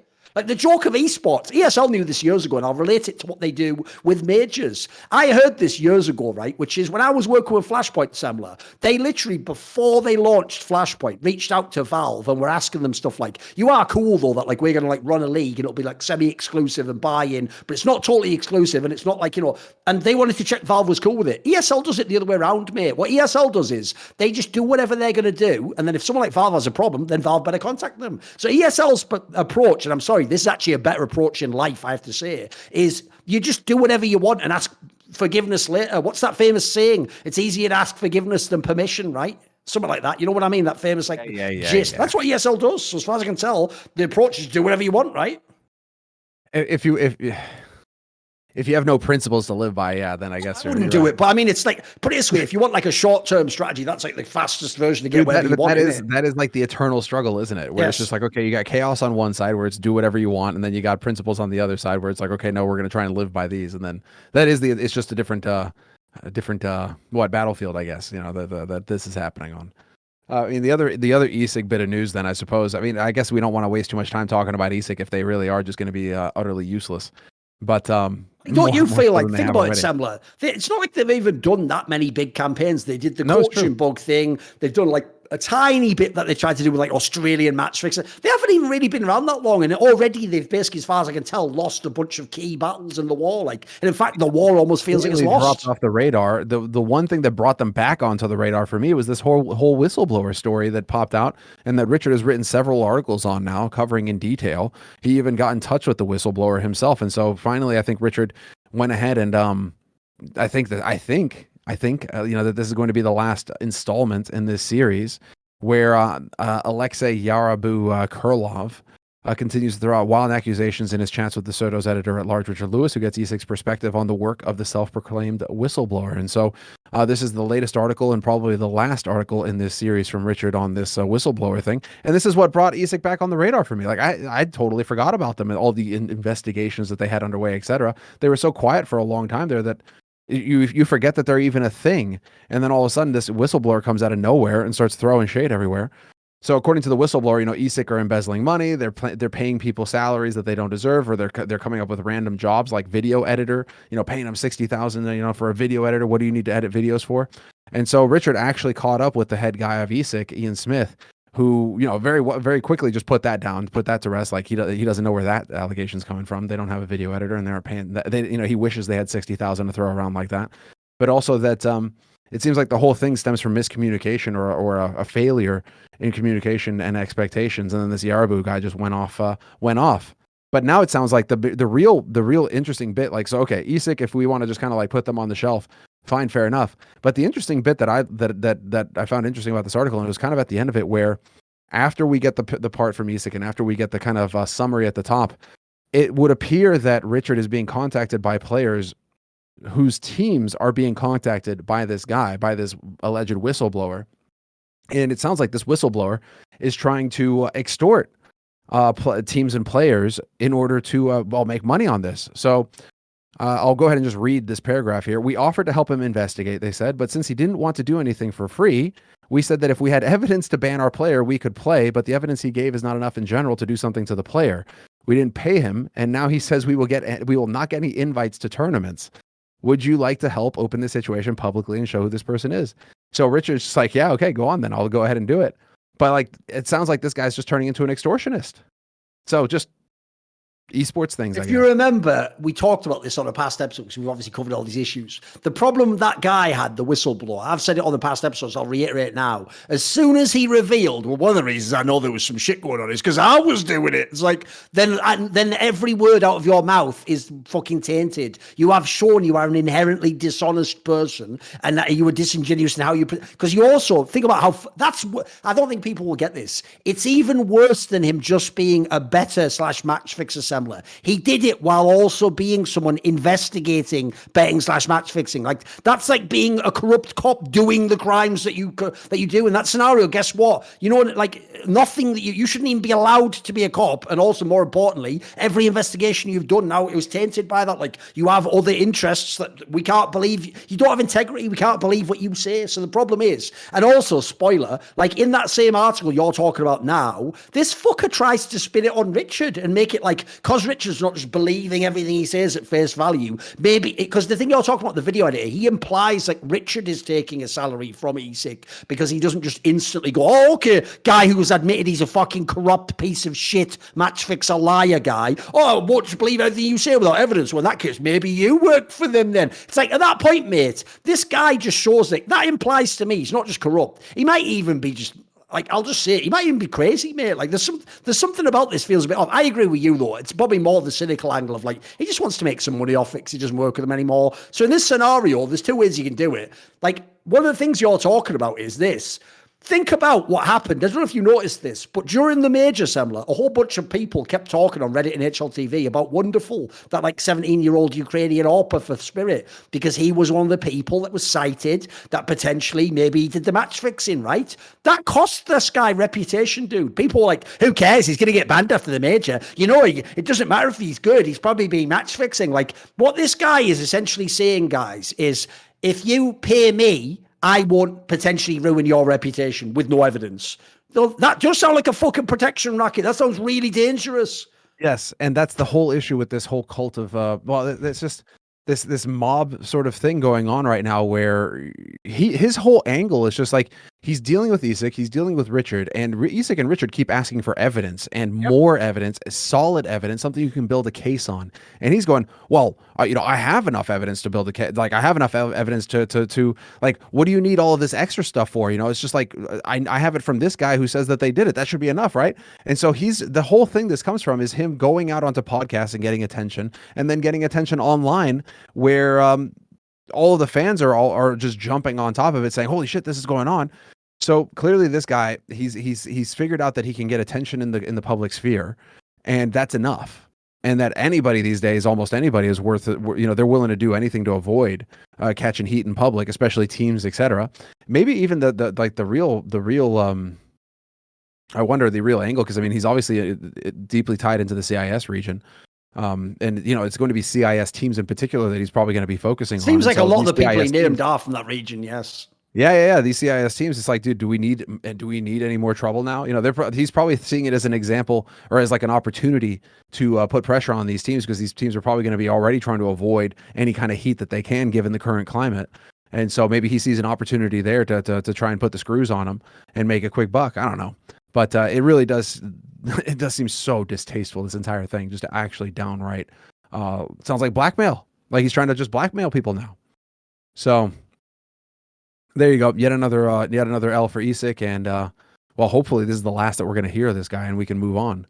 So, and you know, on the show we can. So next big one that was actually pretty big news actually that dropped, and I'm going to be very curious to hear what you have to say about this, because as far as I've looked into it, okay, so it's the big news that broke out was that interz apparently is up for replacement on Cloud9. And it feels like that kind of comes out of nowhere, right? Because it didn't feel like it was any individual player. At least, okay, this is my like bird's eye view on the whole thing, was that it felt like it was more of a failure as a team, as a whole, at the major, rather than any individual player, unless we want to take leadership into question, in which case then obviously it all falls on Nafani as the IGL. But if we're looking for like individual performance or whatever, it feels like everybody had their ups, everybody had their downs. Shiro particularly had quite a few ups, but that said, like it wasn't any one individual, at least, that I could pick out. And so when the news breaks that Cloud9 are looking to replace Nafani, from an individual like performance rating, it felt like, okay, maybe he underperformed a little bit at the major, but then, so did Nafani. So, it's not like you could really like, hammer him for that. But also, if you were to look at like performance throughout the year in terms of his role as interz, as a support player for his role, if you just want to look at like HLTV stats, he's actually the top rated support player on LAN so far this year.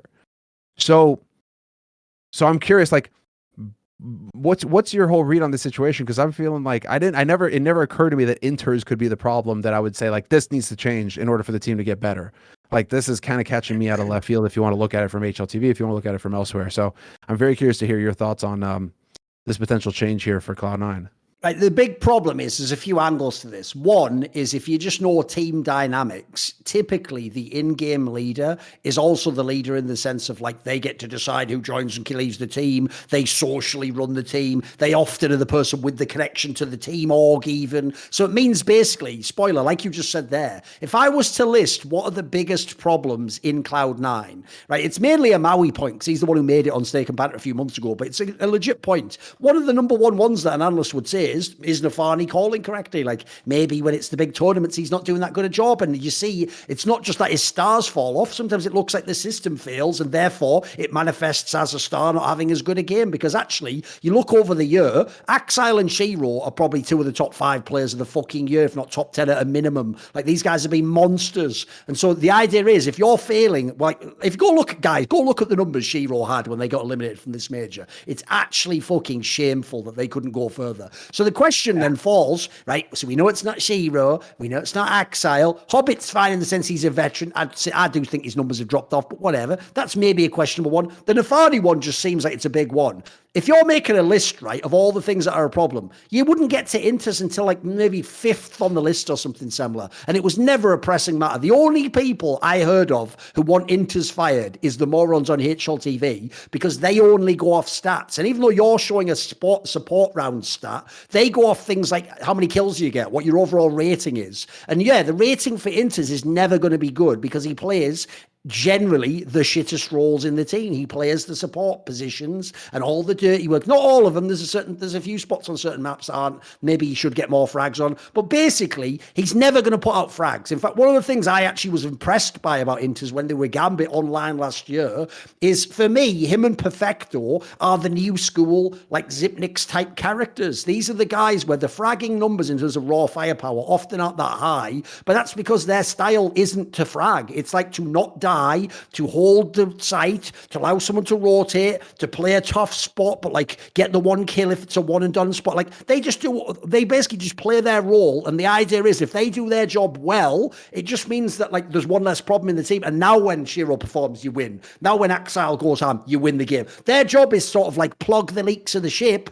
and then the other people pilot the ship and whatnot. So the problem I have in this case is, I get why an idiot fan looks at the numbers on what's his name, fucking interz, and just goes, it's not that good, get in a guy with more fragging, because that will be how always a casual fan thinks about Counter-Strike. They just think about numbers. But the problem is, my analogy is, if this was like football and frags are goals, you're kicking out a defender to bring in another midfielder. But why are you bringing in a midfielder? Because the current central midfielder, whose job is to run the team, isn't doing his fucking job. So like, what I hate about this move is, as far as I can tell, Nafani's failures means interz gets kicked and Nafani gets nothing done to him. Like, what the? I don't get that, mate. To me, it's Hobbit or Nafani should be on the chopping block if you're making a move. I don't get the idea of kicking out interz. As far as I can tell, he's actually part of the structure of the team. And there's not. And here's the other thing. I know people were listing a bunch of players they think can be better from the CIS region. That remains to be seen. I don't know if they will be better in this particular team at doing that job, because as I just said, I think he actually has a very specific type of job, which is a unique role. Not a lot of people play that role. It's not about using your crosshair. It's about using your fucking brain and knowing what your teammates are doing and how to come with them. I will say one last thing. The one area where I understand why they might kick interz is he has played 3 LAN majors now, and unfortunately, the majors have been some of his worst tournaments. Those have been the ones where not only has the team failed, but he personally has had much lower numbers. He's had some really bad games. But I just think this, go and look at the rest of the tournament, online and on LAN. I think he's been pretty good in general. I won't take, look, it's not someone like I'm going to defend to the death, but I just think essentially, like, I think this is scapegoating. I think you've taken the player with the lowest numbers, the least status, the least famous player, and you just kick him because there's a problem. The perception is there's something rotten in Denmark. So you just kick in this case, fucking North America / Russia, and so you just kick it in as to make up for the problem. He's just being sacrificed up like some sort of fucking, this will bring the crops back again if we kill interz, like the fucking Wicker Man or something. Oh, we're going to pagan now. We're going to go to the pagan human sacrifice now.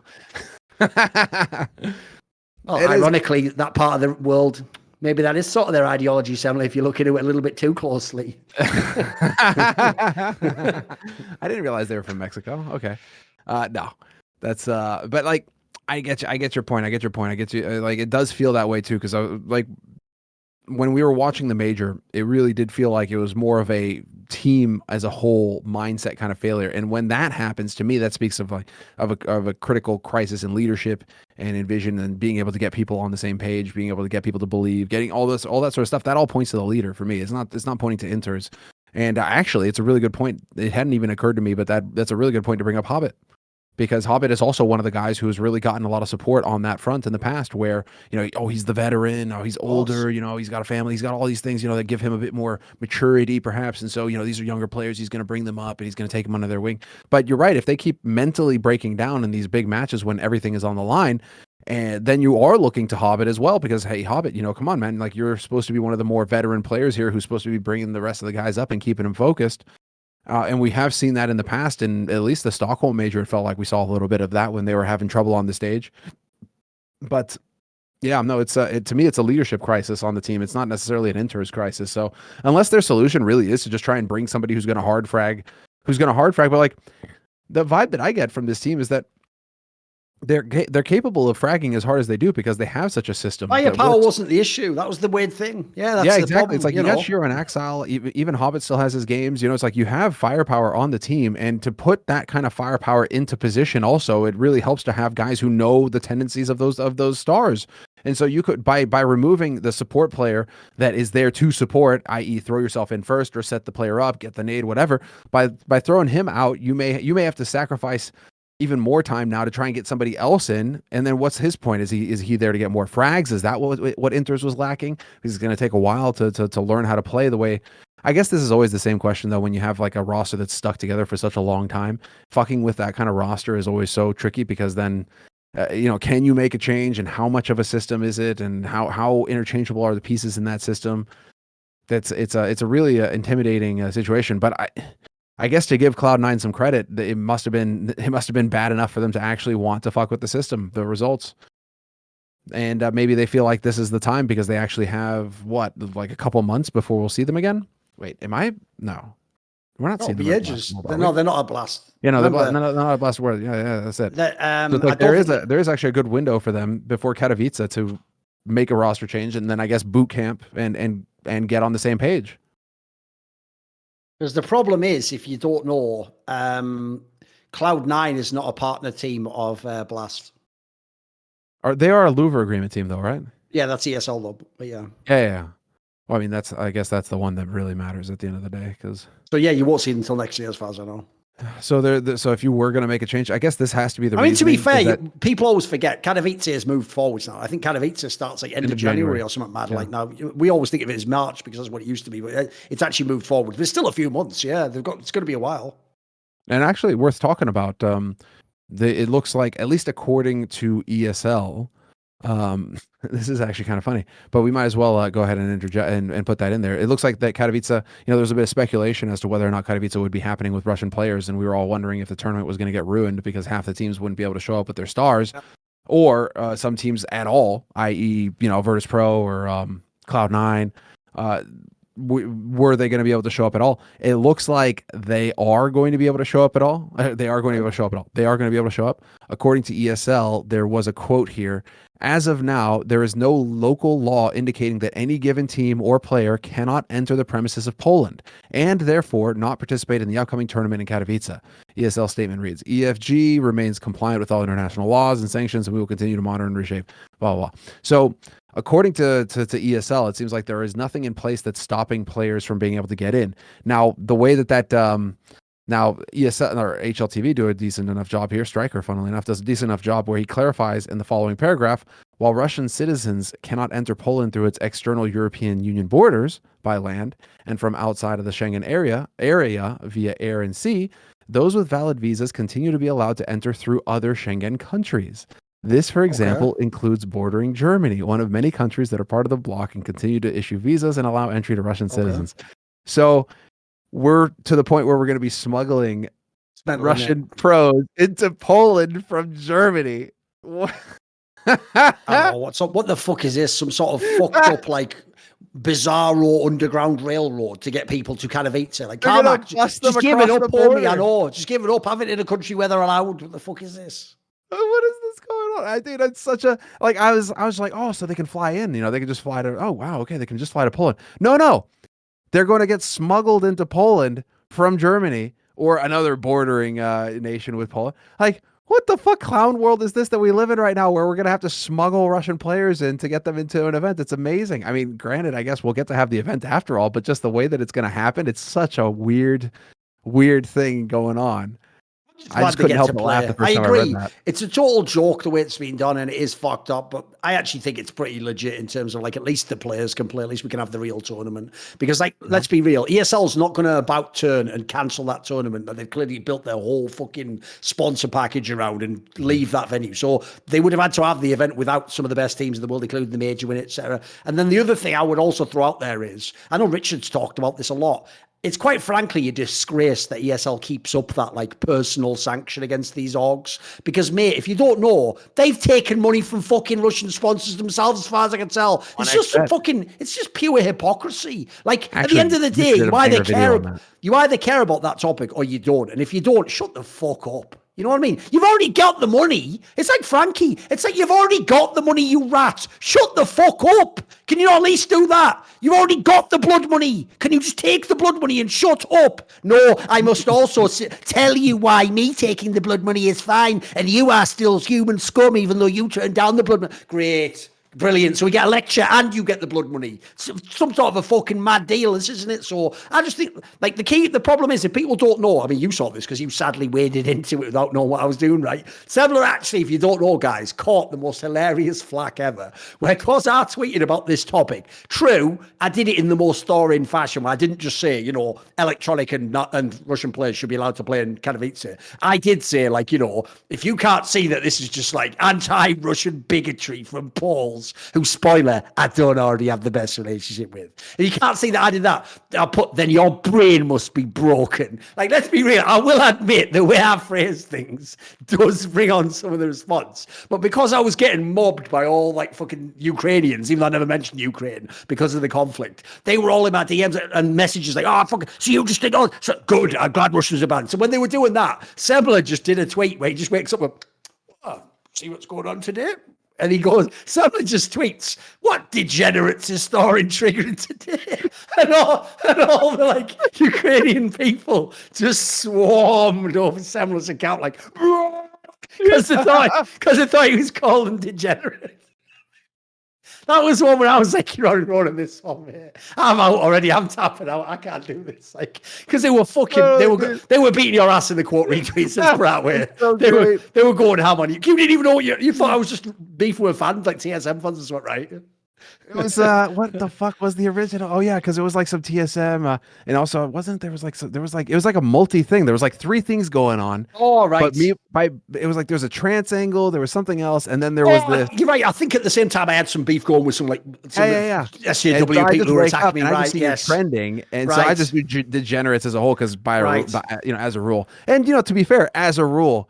Degenerates, yes. I mean, if you're behaving in that fashion on Twitter, on social media, then as far as I'm concerned, you're. I a agree. degenerate. So, Yeah. I had no problem with that, but it was fucking amusing because all of a sudden I had all these people going like, "Oh, you fucking what? You're like Putin supporter and all that." I was like, "What the fuck? Where'd this come from? What the fuck did I tweet?" That was great, dude. So funny. Listen.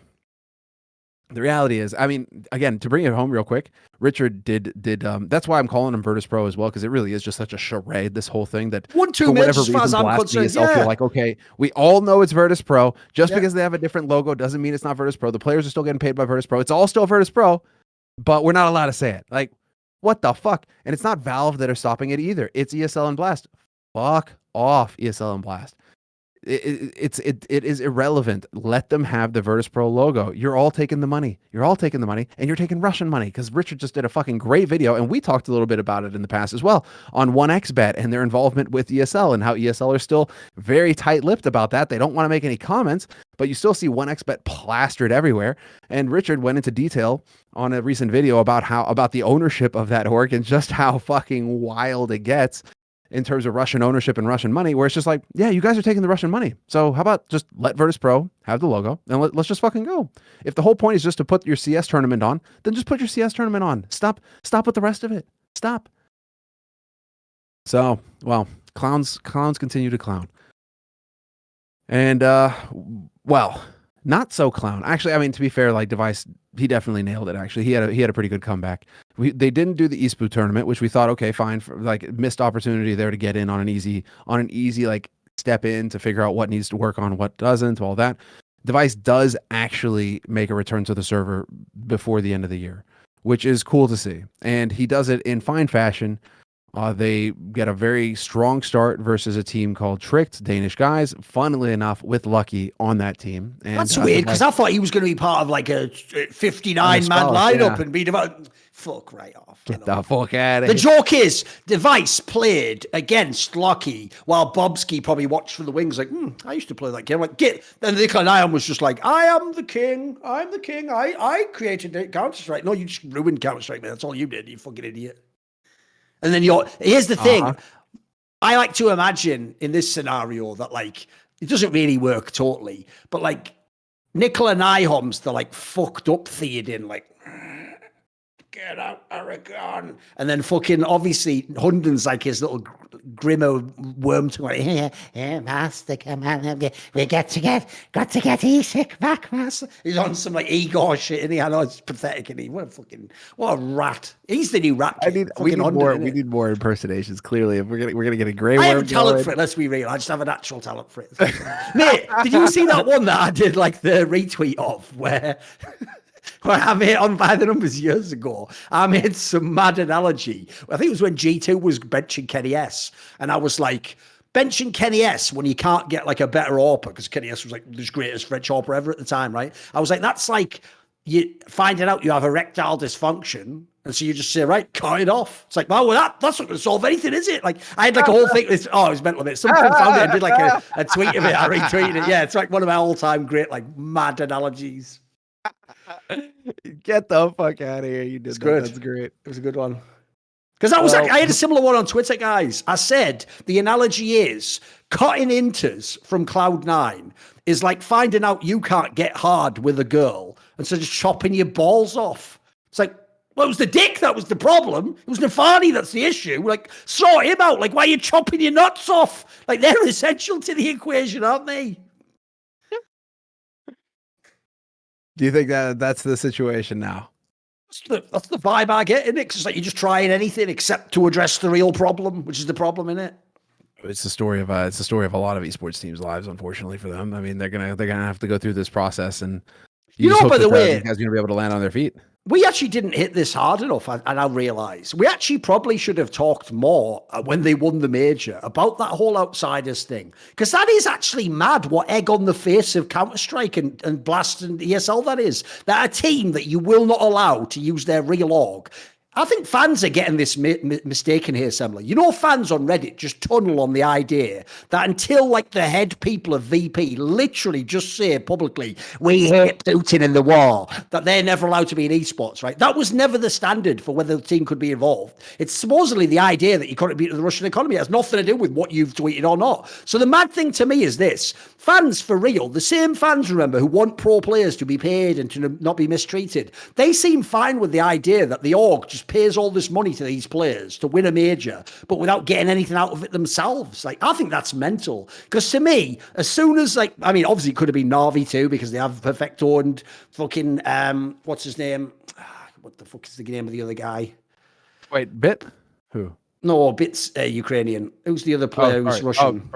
Electronic. Electronic, there you go. They obviously have those two players who were Russian. So, like, it could have been a Russian winning anyway. But the idea that, like, a team with, the fucking MVP of the major was Russian and people don't know. Like, why are we just fucking persecuting these players still? And so, to me, the fact that they won, that did actually ask a lot. I mean, put it this way, the first thing it did, because they got the Blast World Final, because you just get that for winning the major, is it already exposed the Blast partnership system keeps teams out as well, because obviously it's insanely hard to come through the showdown. So, like, I do think, like, them winning the major was a bigger deal than people made out. Like, a fucking Russian player won the major, guys. And at the moment, we've spent the last year, everyone trying to fucking limit these guys from playing, limit their career opportunities, their livelihoods. Like, do people not see it, that it's having no impact? And the worst thing is this tilts me off the face of the planet, Semmler, where people have this condescending tone of like, well, I understand that, but it's symbolic. Not for the fucking players, it isn't, you twat. It isn't symbolic when that guy doesn't get his salary. It isn't symbolic when that guy can't join another team because you've basically made an esports iron curtain and locked him off from being able to join other squads. It's not symbolic where, unless you're the absolute best Russian player, where someone like a Cloud9 will go through that like shenanigans and rigmarole of pretending a Norwegian org bought them so they can buy you, or Team Liquid doing like, I'm not buying out your Kindar, he's buying himself. So unless you're super famous, if you're just a normal Russian player, the message from the West of esports is, oh, don't worry, we will benefit from the best Russian players. We will even take money from Russia, but fuck you. Why? Because you haven't stopped the war. Just you. And I don't care. People are going to do that angle again. Yeah, but all the Ukrainian people are dying. That doesn't help them. You are not helping them. You are not. In fact, the maddest angle of this, you know what angle I even thought of the other day, Semmler? You know, people like Simple and Na'Vi, as far as I know, have given money to Ukrainian causes for the war effort.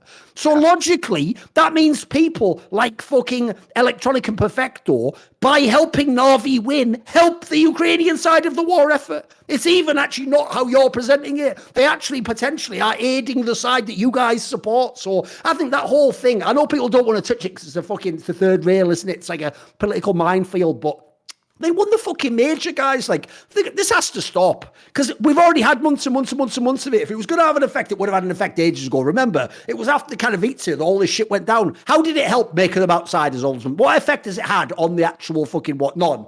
Zero.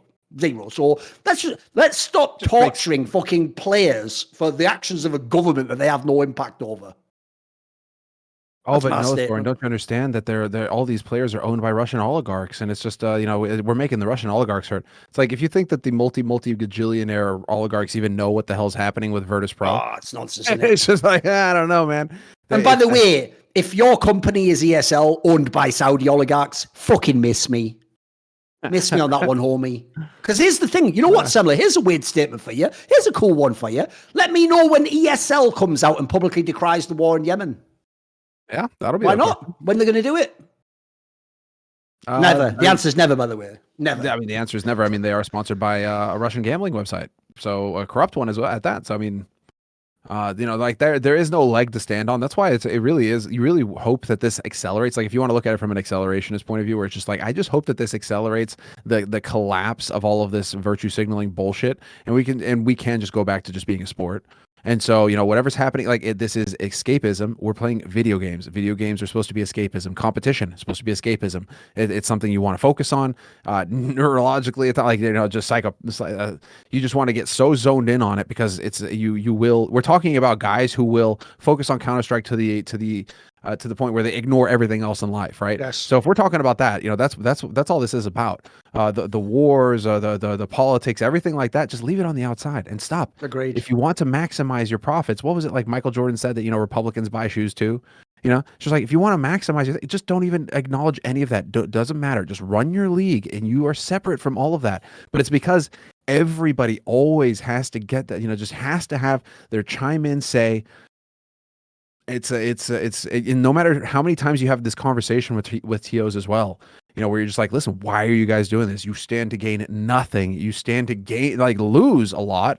Why? And it's just like, oh no, but that, this is just the right thing to do, or this is the thing, blah, blah, blah. It's always, it's such a frustrating scenario that we find ourselves in. And of course it's the players that suffer or others that suffer. And it never really achieves anything of what they say it's supposed to achieve. So, hopefully we can just go back to to just getting the Virtus Pro logo back in. I mean, I can't remember. I'm pretty sure I did retweet Virtus Pro afterwards when they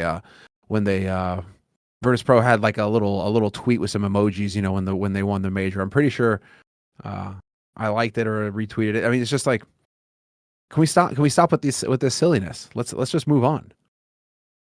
And so, yeah, well, I mean, Device, I guess he's stopping with the silliness too, because he's just fucking wrecked house, him and Blame F. It all, like, there wasn't too much to take away from this, from the fact that the team clearly needs more work.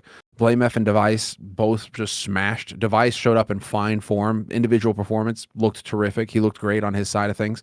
It's just clear that they're still trying to iron things out in terms of the team, in terms of like what they need to do to win.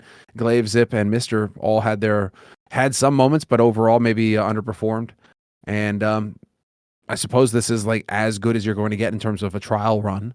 Smaller tournament going into the beginning of the circuit next year, and they actually managed to pull it off. So good on them. Did you manage to catch any of the matches at all, or did you? I saw the results. I didn't watch the games. Couldn't give us a fuck about those opponents. Basically, it's no surprise to me.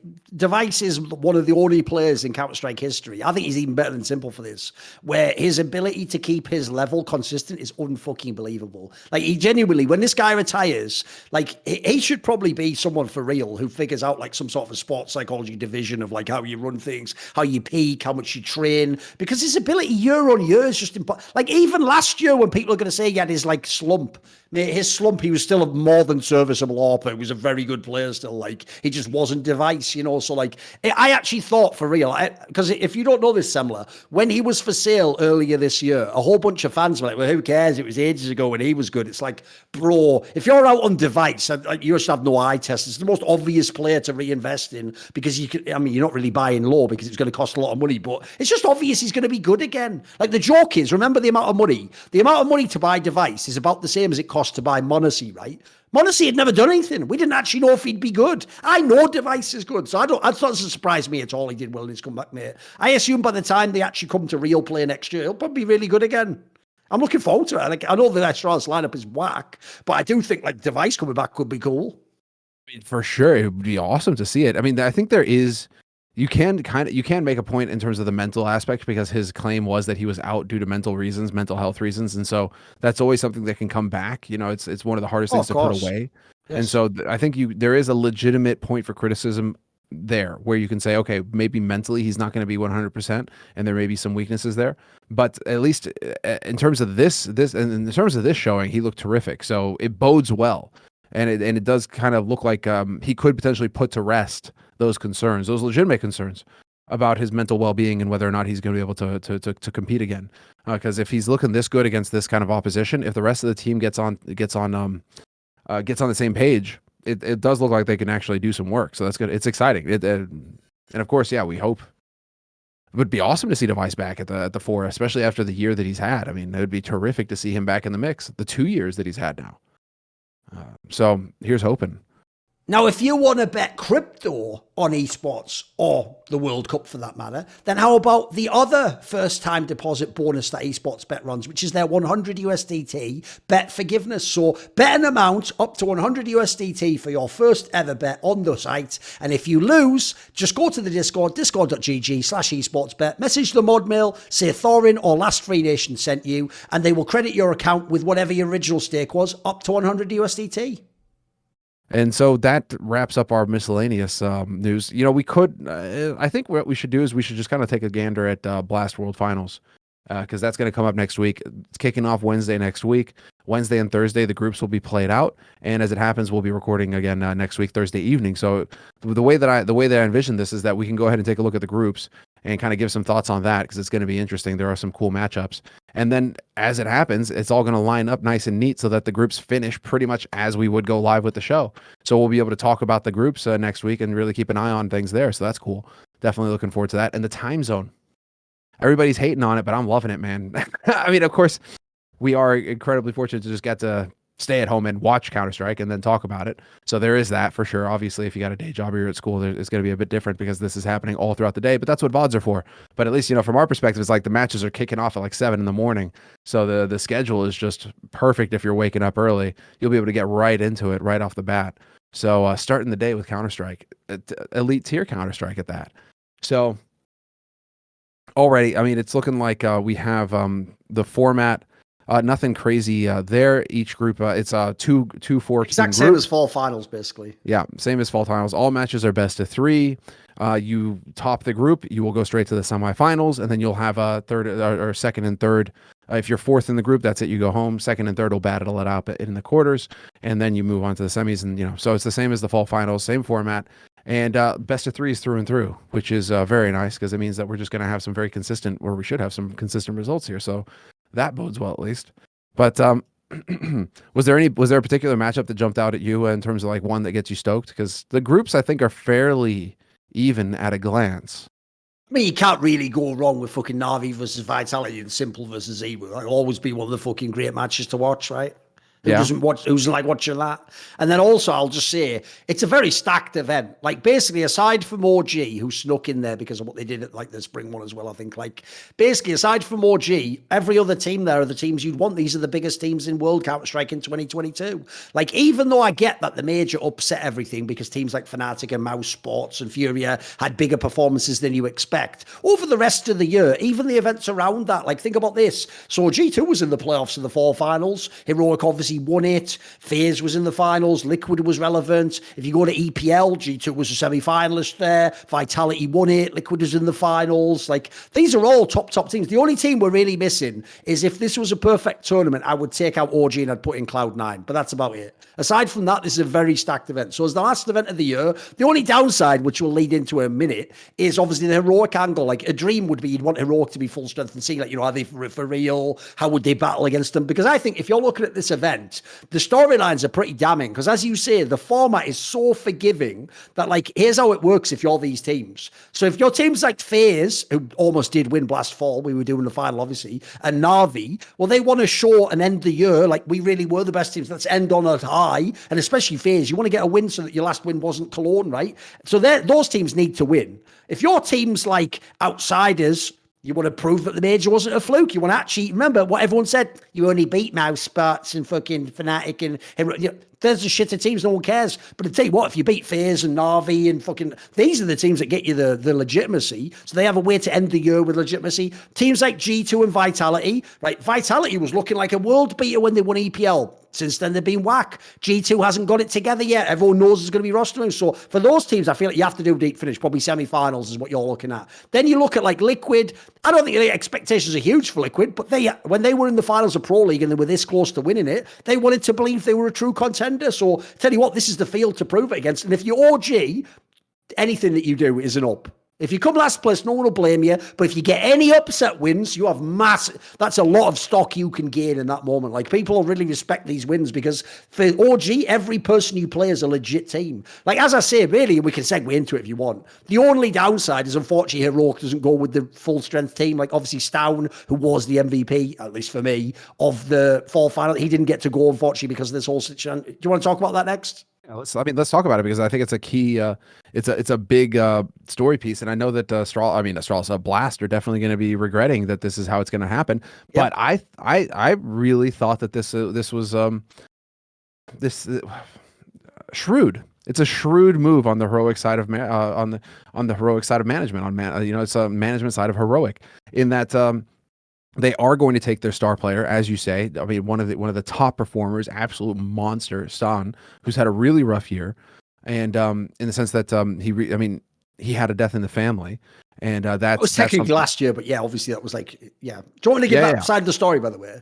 If people don't know, like there's not actually been a reason given as to why they've given him time off, by the way. So they just made it sound like, he wanted some time off at the end of the year, so we're going to give him time off. Basically what happened was last year, if you rewind, the Blast 4 finals, that world final last year, a couple of days before the event, unfortunately, tragically, Stown's brother, who used to actually be a coach in Counter-Strike of that Fragsters team with his other brother, Dragonfly or whatever, committed suicide, unfortunately. And because of the nature of the particular tragedy, they unsurprisingly pulled him from the event and he didn't play the event that he used to stand in. Now, there's been no intimation that's why, as far as I can tell. He's not attending Blast World Finals now, but I would just imagine, because they made it sound like he'd asked in advance, I would just imagine if the anniversary of that's coming up, and I actually thought, by the way, you could potentially touch on this, you've revealed yourself, you've had a similar tragedy.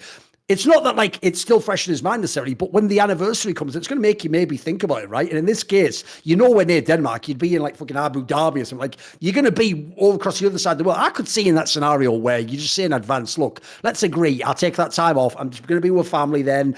You can get a stand-in. Obviously, you didn't know you'd have just won the event beforehand. That's all, I'm sure, pieces that are moving that you couldn't know about. So, like, I don't blame them at all for doing that if that is the case. I'm just speculating if that is why, but it just seems like the logical reason why. I wouldn't blame him. So what would you say to that? So, like, does the idea of the anniversary of it, or thinking like a similar, like in this case, a reference point, like that was the event that it happened at, would that actually make people think about it, do you think? Yeah, no, that's precisely what I thought was happening. In that a year is nothing, especially when it comes to when it's something as brutal as that, where it's somebody that passes suddenly, especially a brother that passes suddenly like that out of the blue, nowhere. I mean, that's just a sledgehammer to everything. And then you're competing. So you're talking about having to constantly stay focused throughout that year and just dial in on work. So, I mean, I think that the whole thing, you're coming up on a year is nothing when it comes to mourning. So, I mean, he probably still hasn't even processed it really because of just how demanding his lifestyle is around work. And so when, I think it really is shrewd on Heroic side to say, okay, we're absolutely going to give you the space here. And I think it's shrewd on Stan's side as well to say, okay, it's coming up on a year. I'm going to spend this time with family. This is about that time that it happened. And you don't know how he could react. It could be that he isn't going to be really suffering from it. It could be that maybe he has processed it a lot and all that. But like, it could also be that maybe he hasn't. And so when it is a year and you're coming up on holidays, it's Christmas. I mean, that is like, you might just want to support your other family members, though, to be fair. You might just want to be there for your mom and dad. Exactly. You might want to be there for your parents. I mean, your parents, your sibs, like you just want to be there. So, I mean, it makes perfect sense for me in that context that you would, especially when it's like Blast World Finals. Listen, I mean, it's not about the money for these guys. They make fat paychecks now, and they're already winning in prize money. Just massive prize money. So they're totally fine in terms of a money thing. It's not a money thing for these guys. And so it's just do you win Blast World or not? But we're not talking a major. We're not talking like the truly prestigious event. Even Blast World Finals isn't a truly prestigious event. It's like Cologne, Katowice, a major. Those are pretty much like the S tier events, and then you have Blast kind of catching up. So I just think it makes them look sense a bit amateur, doesn't it? That's the problem, like you say. Blast. I mean, we've talked about in the past, Semmler. One of the arguments I made is a pretty banger argument. If you think about it, was if everyone hates best of five so much, well, Blast's never used it, so why doesn't everyone revere the Blast finals? But they don't. They do still treat Blast like it's like this much below, as you say, Katowice or Cologne. So the problem I have is they've always had a problem. Whether it was like a few years ago, you remember before the online era, they had that one where it was like 4 teams in Middle East somewhere with a double elim bracket, which was a bit whack. Bahrain. Then they had this one last year, which again had a bunch of stand-ins, which made it, because Nip had to stand in for Device as well, so that made it not as good. And then now this one, which on paper you've got almost your dream pick of teams, has another thing where the team who's just won your last Blast event doesn't go with the real lineup. So unfortunately, if you are Blast, like, man, you just keep eating a shit sandwich every time with this bloody event, because you're trying to establish this. Like, the dream, if you're Blast, is whether people care about the fall files and split, you want this event to be considered right with Cologne and Katowice, because like the absolute pinnacle, not a major, but outside of that, the biggest events in the scene. Like the dream would be the circuit becomes 2 majors, Katowice, Cologne, and this World Finals. But at the moment, it just has never managed to capture that feel yet. So I'll also be interested to see, quite frankly, if the games are epic, maybe it starts to make inroads. Because at the moment, it just feels like another event. I have to be real. It does, and then for those who care, it's also an event that's happening in Abu Dhabi, in the Arab Emirates, in that Middle Eastern region, and so that is always going to be the question of like, okay, now we're going to see who's going to go, what's going to happen. IEM Riyadh is right around the corner. That's going to be coming up next year. You know that's in the books. So there's that aspect. I mean, I did this isn't the end all be all, but I did a poll not too long ago in terms of like asking fans, where do they care where the money comes from or not? And the vast majority said they didn't care, that they would watch CS anyway. So I don't think it's that big of a chunk of the viewer base, of the fan base that's going to care about whether or not it's happening in the Middle East or whatever. But that is still a thing where it's just like it's not happening in a place that has been established over the years, like Cologne has or Katowice has. That's what makes those places S tiers, because ESL know how to run events there perfectly, and so there shouldn't be any issues with running it in the venue, and you can really build it up.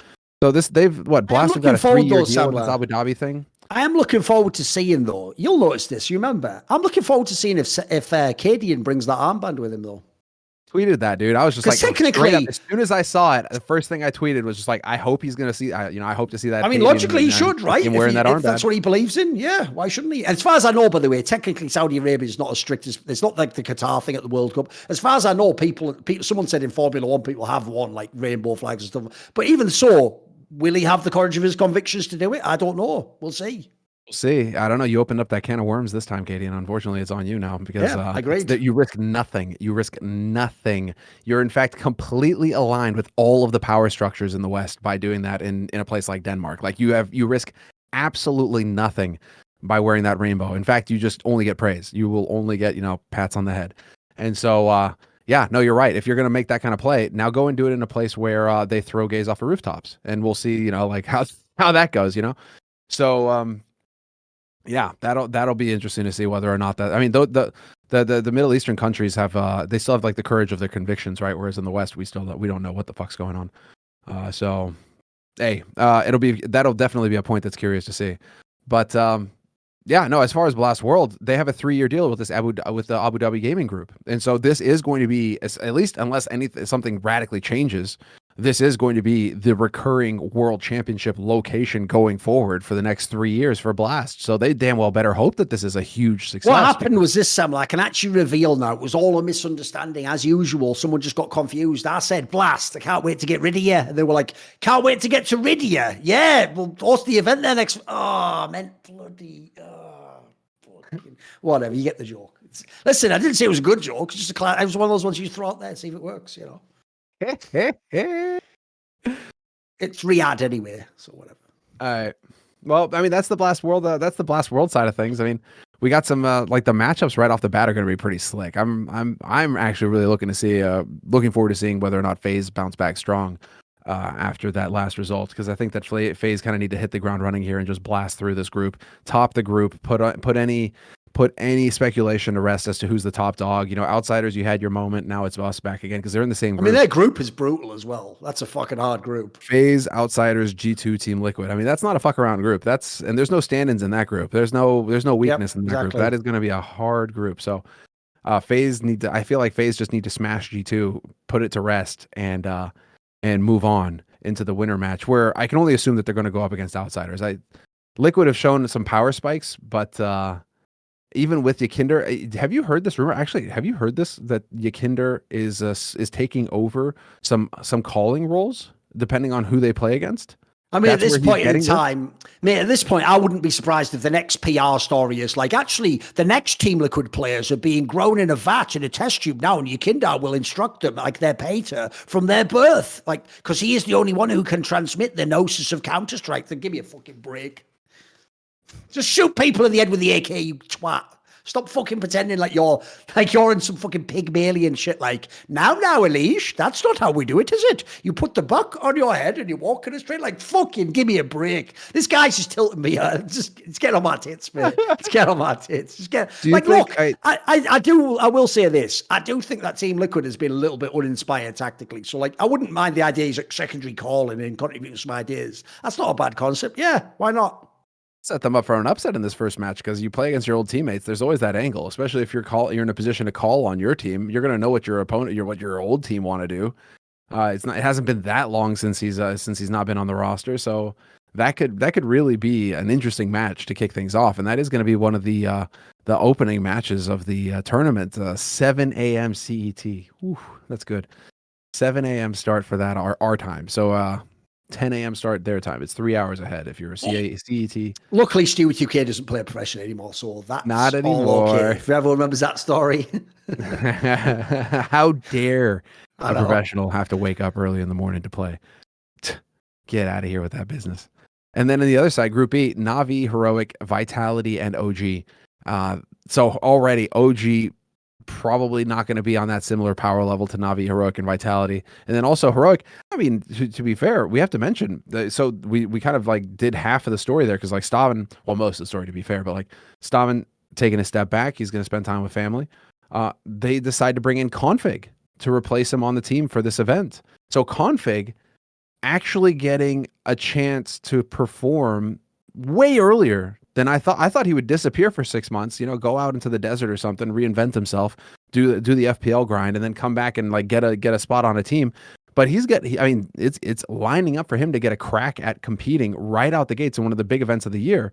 I mean, that actually surprised me quite a bit because I thought by reading the twit longers, by reading the explanations, it sounded to me like he was going to be out of action for a long time in terms of recovery, recovering from everything that he's had to go through. Still was a few months ago, to be fair. He's had a few months. He's had a few months now, huh? It's just so weird how time flies, how time passes as quickly. The only thing is, though, I will say, I actually think this is a great move on both ends. There's another point I made on Stake and Bandit, so I won't go crazy on it. But basically, the point is, if you actually even look, he's not even a bad role-for-role fit with the types of things that Stown was doing in their team, mate. Like, it actually looks like if he plays like, if he has the space created for him by Tesses or a fucking Shush, he'll just come in and clean up like fucking Stown did. They're both really strong players. So I actually think it's basically a good chance for Config to show that he's good without, remember, there's no downside. He's not going to join this team properly. He's just standing in. They need a player because of some extracurricular stuff that has nothing to do with Counter-Strike. So they're not replacing Stown. Perfect for both parties. And as an outside crack, if Config ends up being good,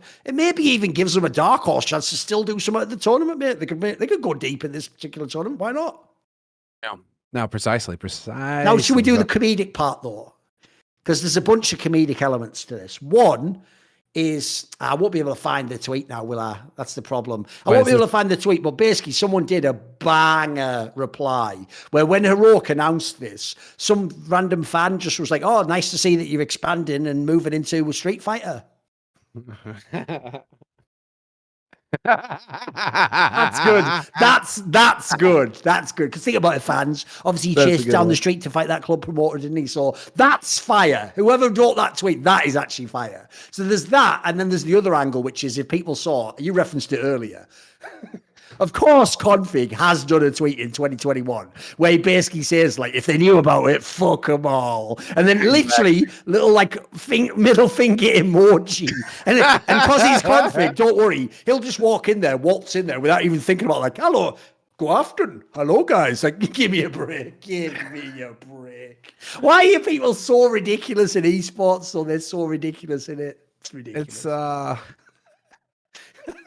I guess everybody's got to get in on that moment. It's like got to get so that clout. Stupid in it, though, I know. And at this point, I guess it's almost like it's because it all doesn't seem to matter. It's like I don't even think that anybody on Heroic is going to. I don't think anyone cares about that now. No, like nobody cares about it. Like nobody is going to care about it. Nobody's going to hold him to it. Katie isn't going to square up to him and be like, "So, you said something."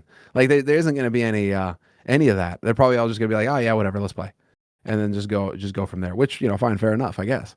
But it is Heroic, and it is going to be them with the stand-in. And like you say, Config it's a golden opportunity for him. It's a win-win sort of scenario where he can show what he's capable of, and if it goes against him, hey, he was just a stand-in. It's not it's just about getting his feet wet.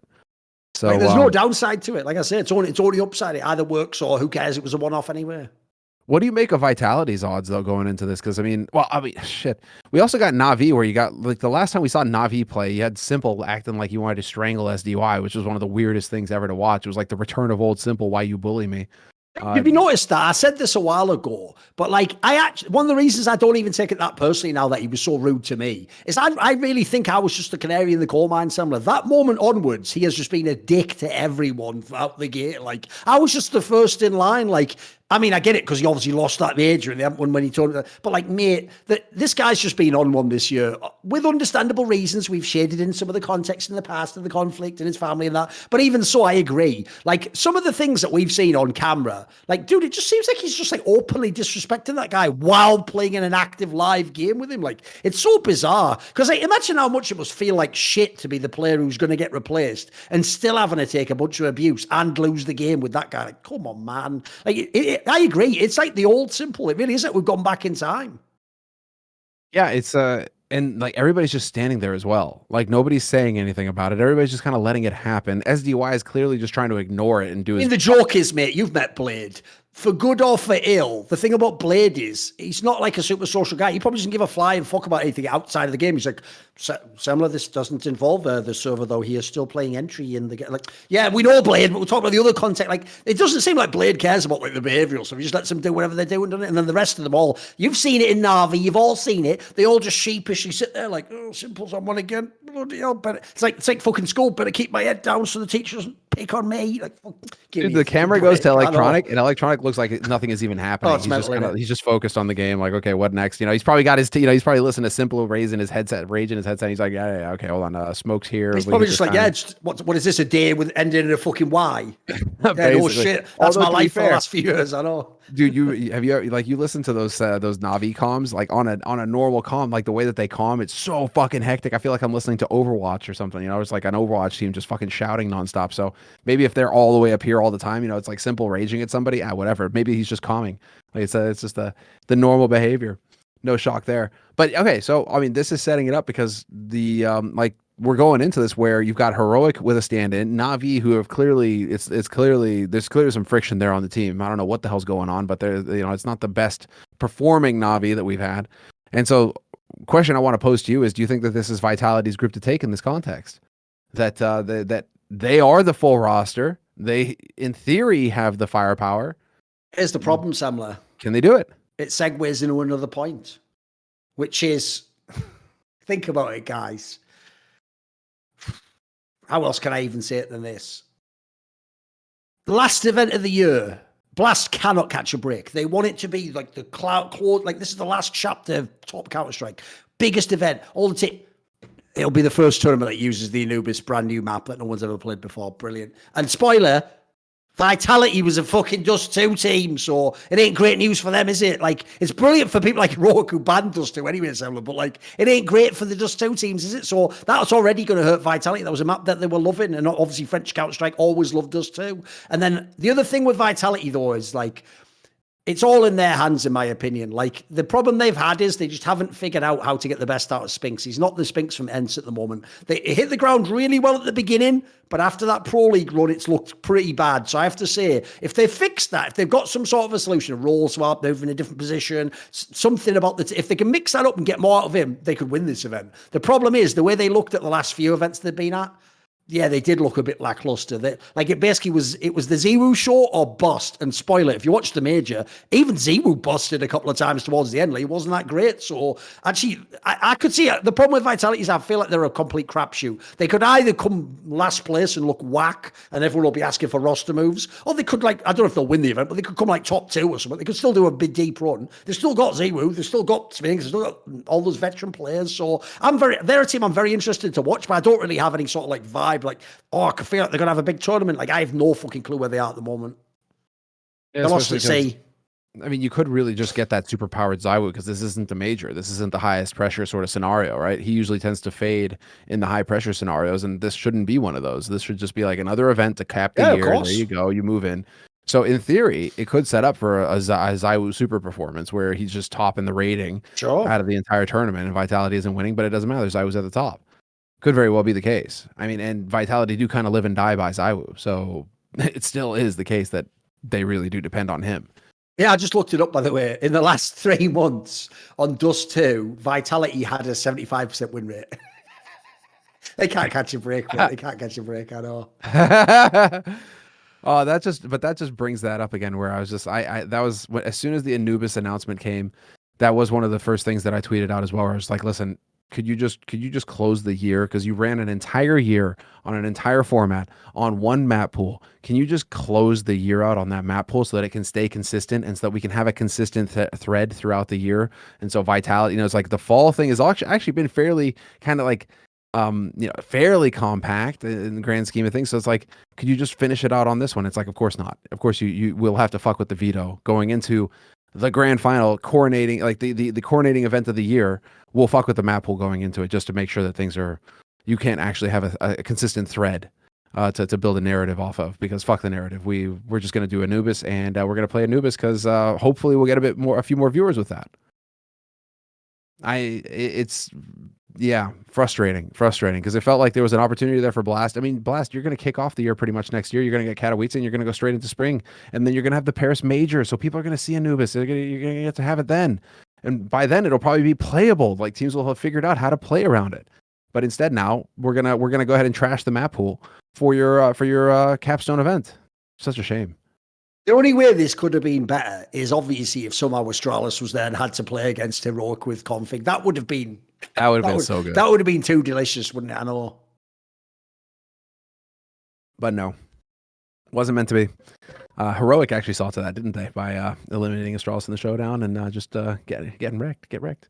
So there you go. Well, I mean, as far as predictions are concerned, actually, we should probably just do predictions real quick, just so we have something to go back on for next week when we come back after the groups are done.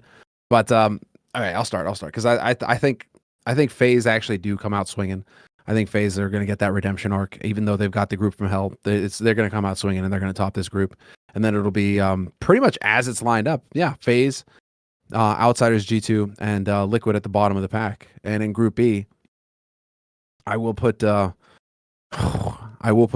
at the top of the pack. I think ZywOo could hard carry him. So Vitality, Na'Vi, Heroic, OG.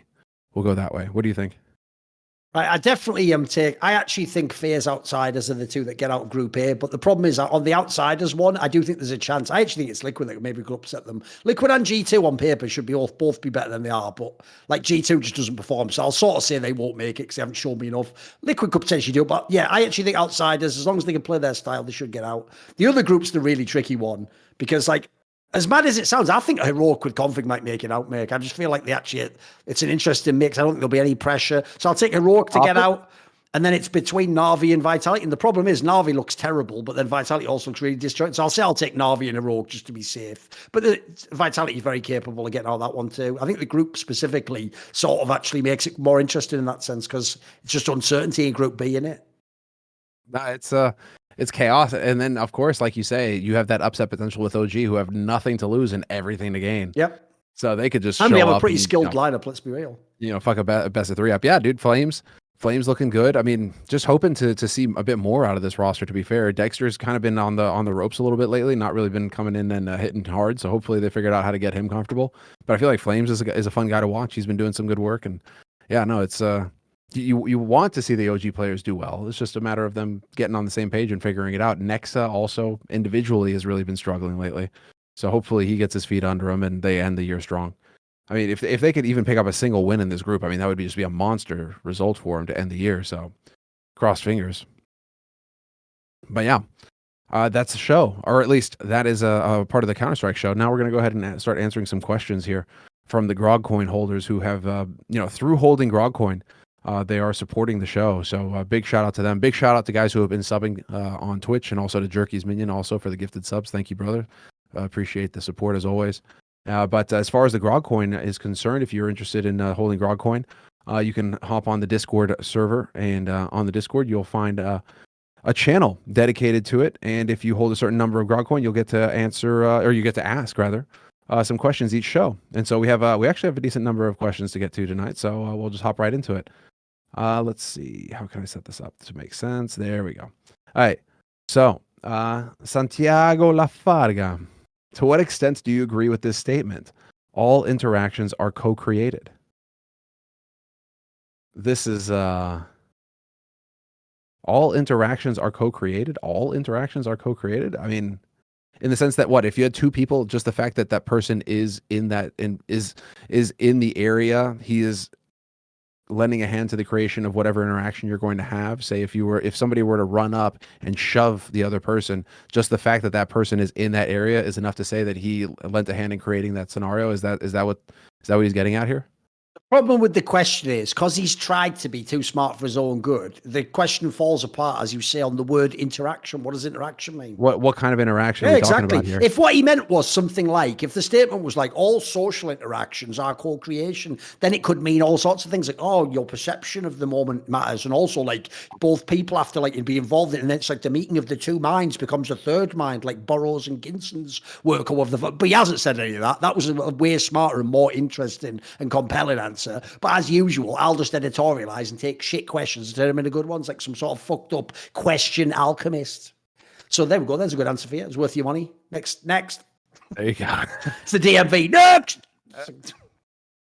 I mean, it is the Santiago. That's pretty much it. And it's just like, what kind of interaction? Yeah. What else can we say? I know. Because like the first thing that I think of is literally just somebody running up and shanking somebody and being like, okay, so they both had a hand in that, including the victim. And I'm just like, actually, I think the guy running up and shanking the person probably had more, you know. I just like the way these questions like have become some sort of mad gotcha. So like and now the questions are like, people often ask, what is love? But I want to know, why is love? It's like, brilliant. All right, great. Well, you paid your money, so shut the fuck. Yeah, go on. What's the next question? All right, busy. 2019, Mouse Sports was a team that didn't need to make a change to become successful. They just swapped some positions. Are there any top 10 to 20 teams that have the personnel and should look to shuffle? If so, what is the swap you would make? He means don't make a player change, but do like a role swap. Like the obvious one I just mentioned is Vitality. Like it feels like there's two angles in Vitality. One is, I'm not sure what the role would be yet. They've got to get some sort of more aggressive role for Spinks. He plays too passive at the moment. And then the other one is they could obviously just keep Apex, but just swap leadership to Magisk. So I think, to me, Vitality is the obvious one because I could see a world where you could just make role swaps, no player changes, and go to the very top of the game, especially right now where how wide open the top is. You could just go to the top, mate. Aside from that, I agree, though, it's rare. It's why Virtus Pro was so legendary, because they really did never kick anyone and just take turns like, right, now you're the agile, no, I'm the agile, and they just did it like at the right time and to sort of revitalize the squad. If I'm looking at other teams, because obviously I'm not going to take teams that are outside, they're all really good now. I'm going to take teams that are like more flawed. Like an obvious one to me, they won't do it, unfortunately, is, in my opinion, if Furia put more emphasis on Safers and Orpa, I think they could be a different type of team. I don't know if they'd be better, because it seemed like a rifle-only team, unfortunately, but that's one you could swap around. Aside from that, okay, I don't really think there's any others. I think most of the others need real roster moves. That's an interesting one in terms of the Furia point. Because it's just the one thing they're missing, you know. Like, the rifles are already amazing. So if I were them, I would be trying to work on a world where it doesn't fuck with Kesserat and Yuri, but let's get Safe more involved. Because if you do, I think that if you unlock that, I could see them being amazing, mate. I mean, you saw how strong some of the rifles were. Everybody else is far too structured in terms of who's doing what. I mean, one thing that you could potentially do would be on NIP to swap Res and S-Attack in terms of the op, but they've already tried that, I guess. S-Attack... it's not working. To be fair, I was watching some NIP games the other day as well. Actually, I was rewatching some of the Blast ones. One of the things that makes that team work as well is because, dude, like the cool part is this: they don't do it hard. They don't make res AWP every round. Some rounds, for example, Semmler, like on Nuke, a map that's not that great if you're not the absolute best AWP, they just rifle sometimes. He just uses a rifle. And obviously he's a brilliant rifler. So it means sometimes they just run 5 rifles and actually they can get away with it. And then actually is open. The more I watch it, it's actually pretty decent. Like when I watch it, you wouldn't know he wasn't an AWP. Actually, he's doing a pretty good job. I don't know if he can do it long term because obviously the great AWPers are the absolute best players in the game. Yeah, and also, yeah, you just eventually you have to reinvent yourself. But like for right now, they're actually a pretty canny team, and there's a lot of maps they play where you can run 5 rifles, so it's all good. And S-Attack actually is pretty much like, if people don't know, he's another player that is better than his stats show. I actually think he's a pretty like cerebral player. It seems like he knows what he's doing. Yeah. He's clearly. I mean, you have to be in order to play all the different roles that he has, right? Where you just kind of he does seem to be this chameleon where you can just kind of put him anywhere and he's going to be able to get you something out of that situation. So that's why I'm still kind of like entertaining the idea of maybe role swapping there, just because ESIC could do it if necessary. The obvious one that I always think of though is the Apex Magisk switch on Vitality. Because Magisk, I mean, it's just like we need to figure out, is Magisk a caller or not? He seems to think he is, and he did have a track record of it in the past, and they did get decent results with it. So it's just like, if it's not working out with Apex at the helm, just put Magisk in there and put Apex in an entry frag role or something like that, and let it rip and see where it goes. All right. I'll give you one more. The other one that you could do is, in theory, you could role swap, because obviously Valdez looked very hit and miss in Ents when they've tried to put him in fragging roles. I've been told from the people around him that actually Madden is the player who could do way more if they took him off some of the more supportive element that he does. So maybe you could make that switch as well, because obviously Valdez done that himself. So I could see that potentially being a move. I just don't think they'll do it.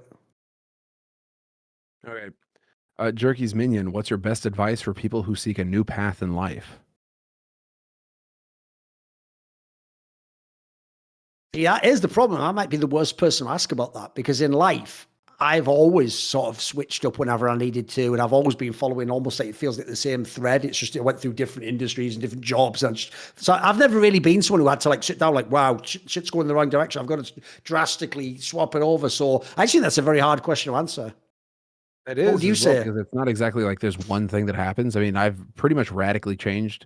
I don't know. I was actually trying to entertain this. I was trying to think about this earlier, whether or not I've changed my opinions or whether I've always held these opinions. It's just that before I had all this programming in front of it, which wasn't really letting me see it, but now that I've managed to strip away, right, the layers of the wool, right, now it's like, oh no, I actually, because there's some stuff where I think I've always had problems with authority and stuff like that. It's just like back in the day it was like, oh, you're working for the man. I used to rib Trance about that because he's working for Twitch.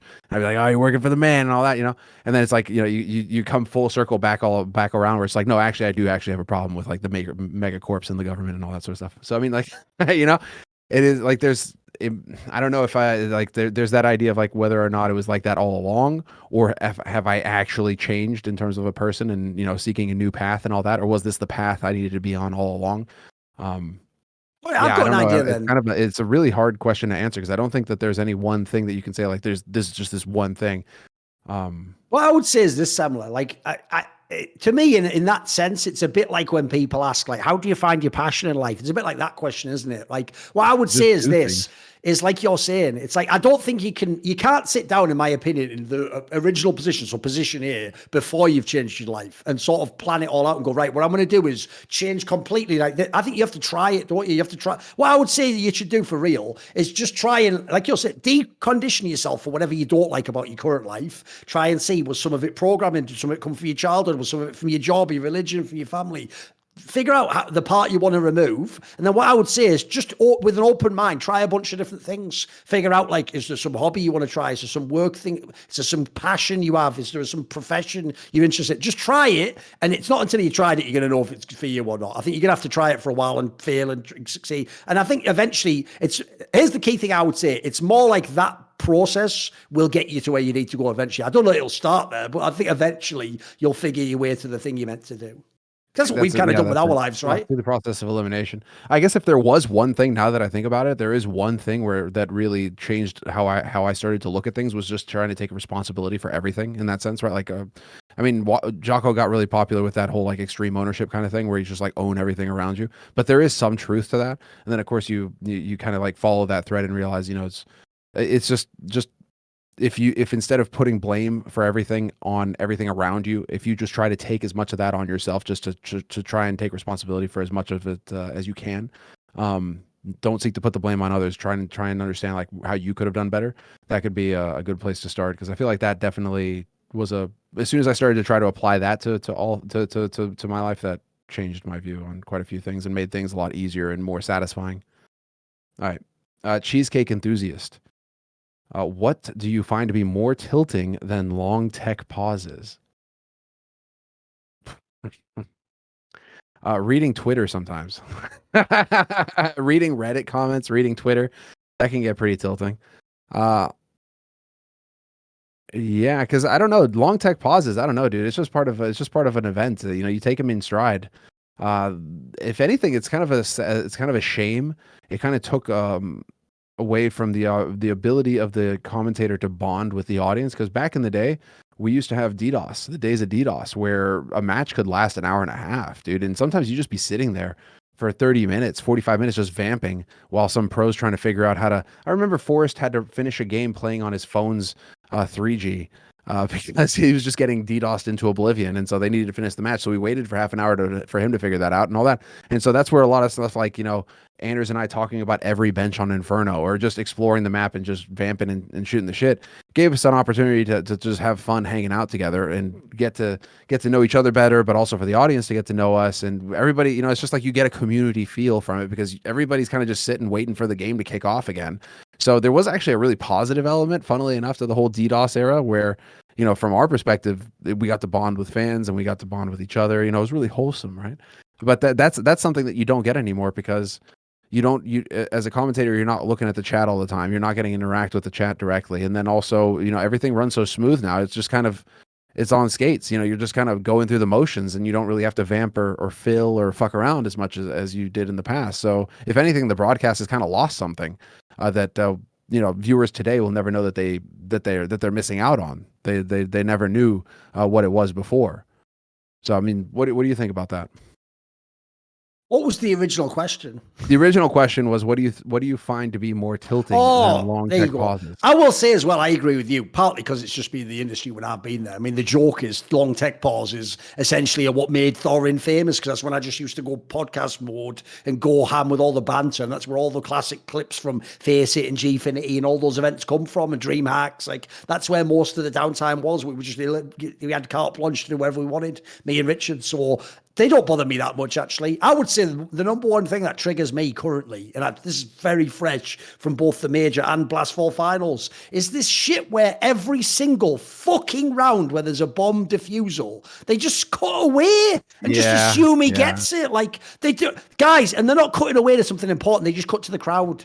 Yes, like, they don't even show the guy going and starting to defuse. And A, at the major, like I've been pointing this out, they missed one. Defecto literally couldn't do one. Yes. And then B, there've been some really close ones at Blast that we just have to take. Oh, well, I guess you got it then. Like, you don't even get to see the hype of like seeing him attempt to go. Like, I think that's crazy because like, what is the real problem I have? This is why it triggers me. Is what is the upside?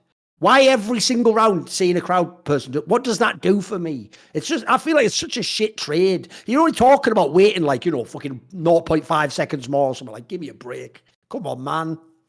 Well, it's just this, dude. Okay, I mean, yeah, that's triggers me off the face of the earth, mate. Dude, and then Blast did it too, and I was like, what the fuck, Martin? Like, become like the meta, aren't it? These are supposed to have producers, because I was giving an excuse for ESL where it's like, well, you know, guys, you know, sometimes, well, most of the time they hire they hire new producers each show, and so maybe the producer doesn't know Counter-Strike, doesn't know what we want to watch, you know, maybe, you know, right? Like, I was trying to, because usually what's going on is they literally are just following a checklist. There's a show flow, and you just go A, B, C, D, E, F. Okay, and around start over, A, B, C, D, E, F. Like, that's how these guys operate, so that everybody's on the same page. And so it's very straightforward, easy to replicate, easy to run, especially through long days.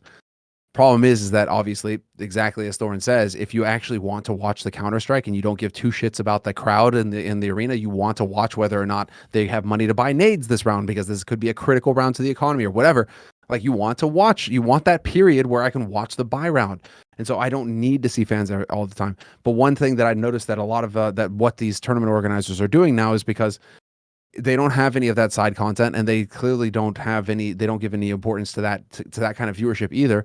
They want to make it as important as possible they want to include the fans as much as possible, the arena fans as much as possible in the broadcast, so that they can potentially, I guess, sell more tickets down the line. Because if they make it like, oh, you have a chance to show up on screen, you know, maybe you're going to show your sign, you're going to be all clever and witty. So this is another opportunity, you know, this is another reason for you to come and like watch the event live and be in the arena and all that. So it's just, that's the only thing I can think of is just pandering to the crowd in the hopes of selling more tickets down the road. That's why they have to fucking show us the fans every single buy round. Dude, And at this point in annoying as fuck. time, why are the TOs like ESL and Blast? Why does it feel like they're just desperate for us to know they have fans? Like this, Yeah. this feels like that shit in school where there's that kid like, no, I have got a girlfriend. You just don't know her. She goes to another school. Like, why are you hard selling me on that? Yeah, we get it. There's fans. Fuck off and let me watch the game. Exactly. That is the thing. You know, it's like the fans should just show up every now and again. It shouldn't be this thing that's just constantly cut to. But I don't think that they have producers that know. And then I don't know. There has to be somebody jiggling the shoulder and just saying like, this is how it's going to be. And unfortunately, that's just the way it is. But it is very annoying. So we'll see if they do the same thing here at Worlds. I mean, I don't even know. You know, are they going to have fans in the arena? It's going to be interesting.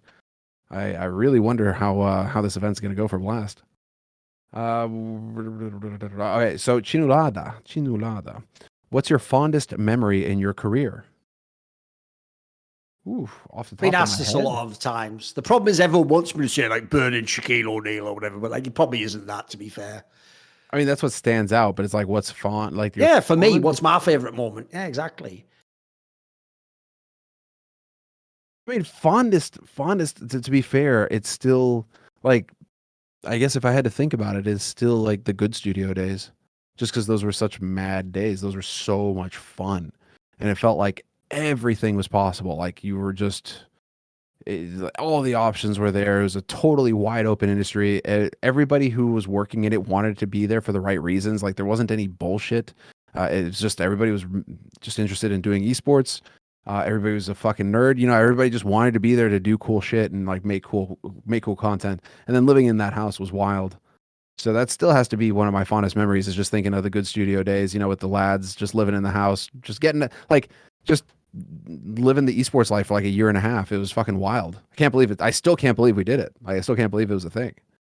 Especially if you think about it today. I've told this story before somewhere, but I don't think I've told it in exactly like the detail I'm going to tell it now. So I'm not going to tell every detail, but I'll tell you a bit, right? Basically, one of the players in esports who the whole time, I mean, if people don't know, he was an active player for like 2003 onwards. It was one of my favorites of all time, is obviously the legendary Russian Quake Meister, fucking Cooler. The legend, right? One of the all-time greats, like a mega thinker, character, super veteran at this point in time. If people don't know, he was even on top in Quake Live and Quake Champions more recently, like as recently as like 3 or 4 years ago. So he had like something like 14 years where he could be at the absolute top of his field. So legendary figure, like one of the all-time greats. Well, basically, what Cooler used to do back in the day in Quake was, by the time Quake Live came along and he was already a veteran, he was like the fucking godfather.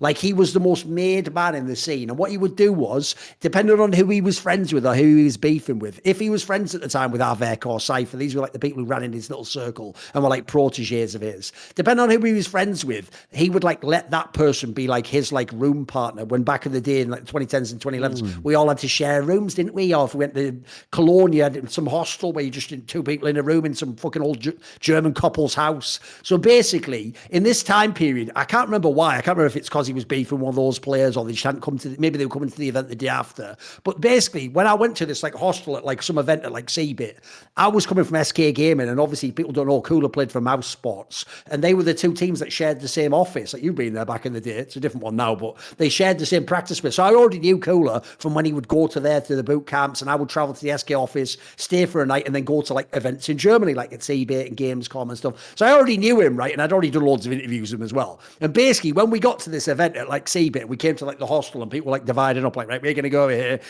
Cooler just turns to me, and I guess because like whatever, Cypher or Havoc wasn't there, he just goes like, if you want, you can share with me.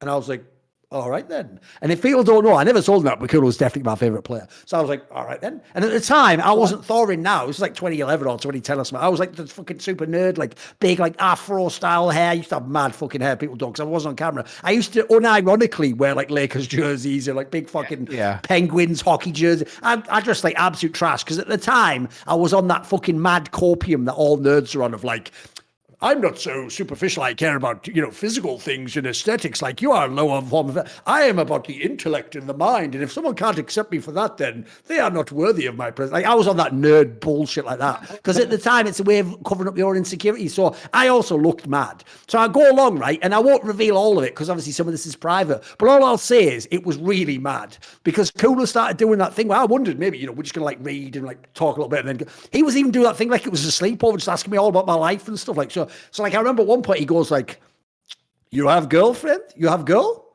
And I was like, "Yeah, I was seeing someone recently or whatever. It's going pretty well." And I just remember him going like, "Ooh la la," or something, saying something mental like that. And at the time, this is why I'm bringing this story up. Because at the time, the whole time I was just there going like, I'm asked him in like a mushroom trip I had like 4 years earlier. This has just gone really out of control. Like, how can this be real life? Like, why am I here bonking with Cooler? And now he's telling me, ooh la la, about my love language. I remember just thinking, it's not going to be, listen, it's not even that this is like the best. This is just the weirdest shit ever. So that's a pretty memorable moment. There you go. That stands out. You like that one? That's a good Not memory, bad. dude. Not bad. That's so good. I love it. All right. What else do we got? Architect of Korean esports based Joe. If you could run CSGO, okay. If you could run CSGO global esports, what would be your circuit? I think he means if we just had power to run Counter-Strike, what would we change?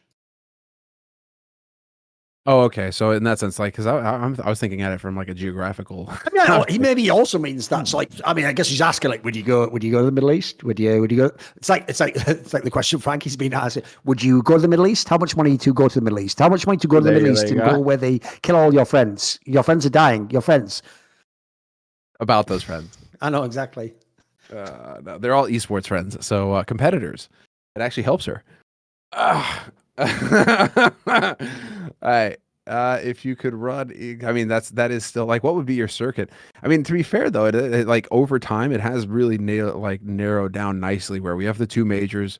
I would tighten up the majors so that they don't take up a fucking month and a half of the calendar each time. Probably just to bring it down to like 3 weeks again, 2-3 weeks, and just have it be like, just bam, like here's the world championship, get it done. And then that opens up some more of the some more of the calendar.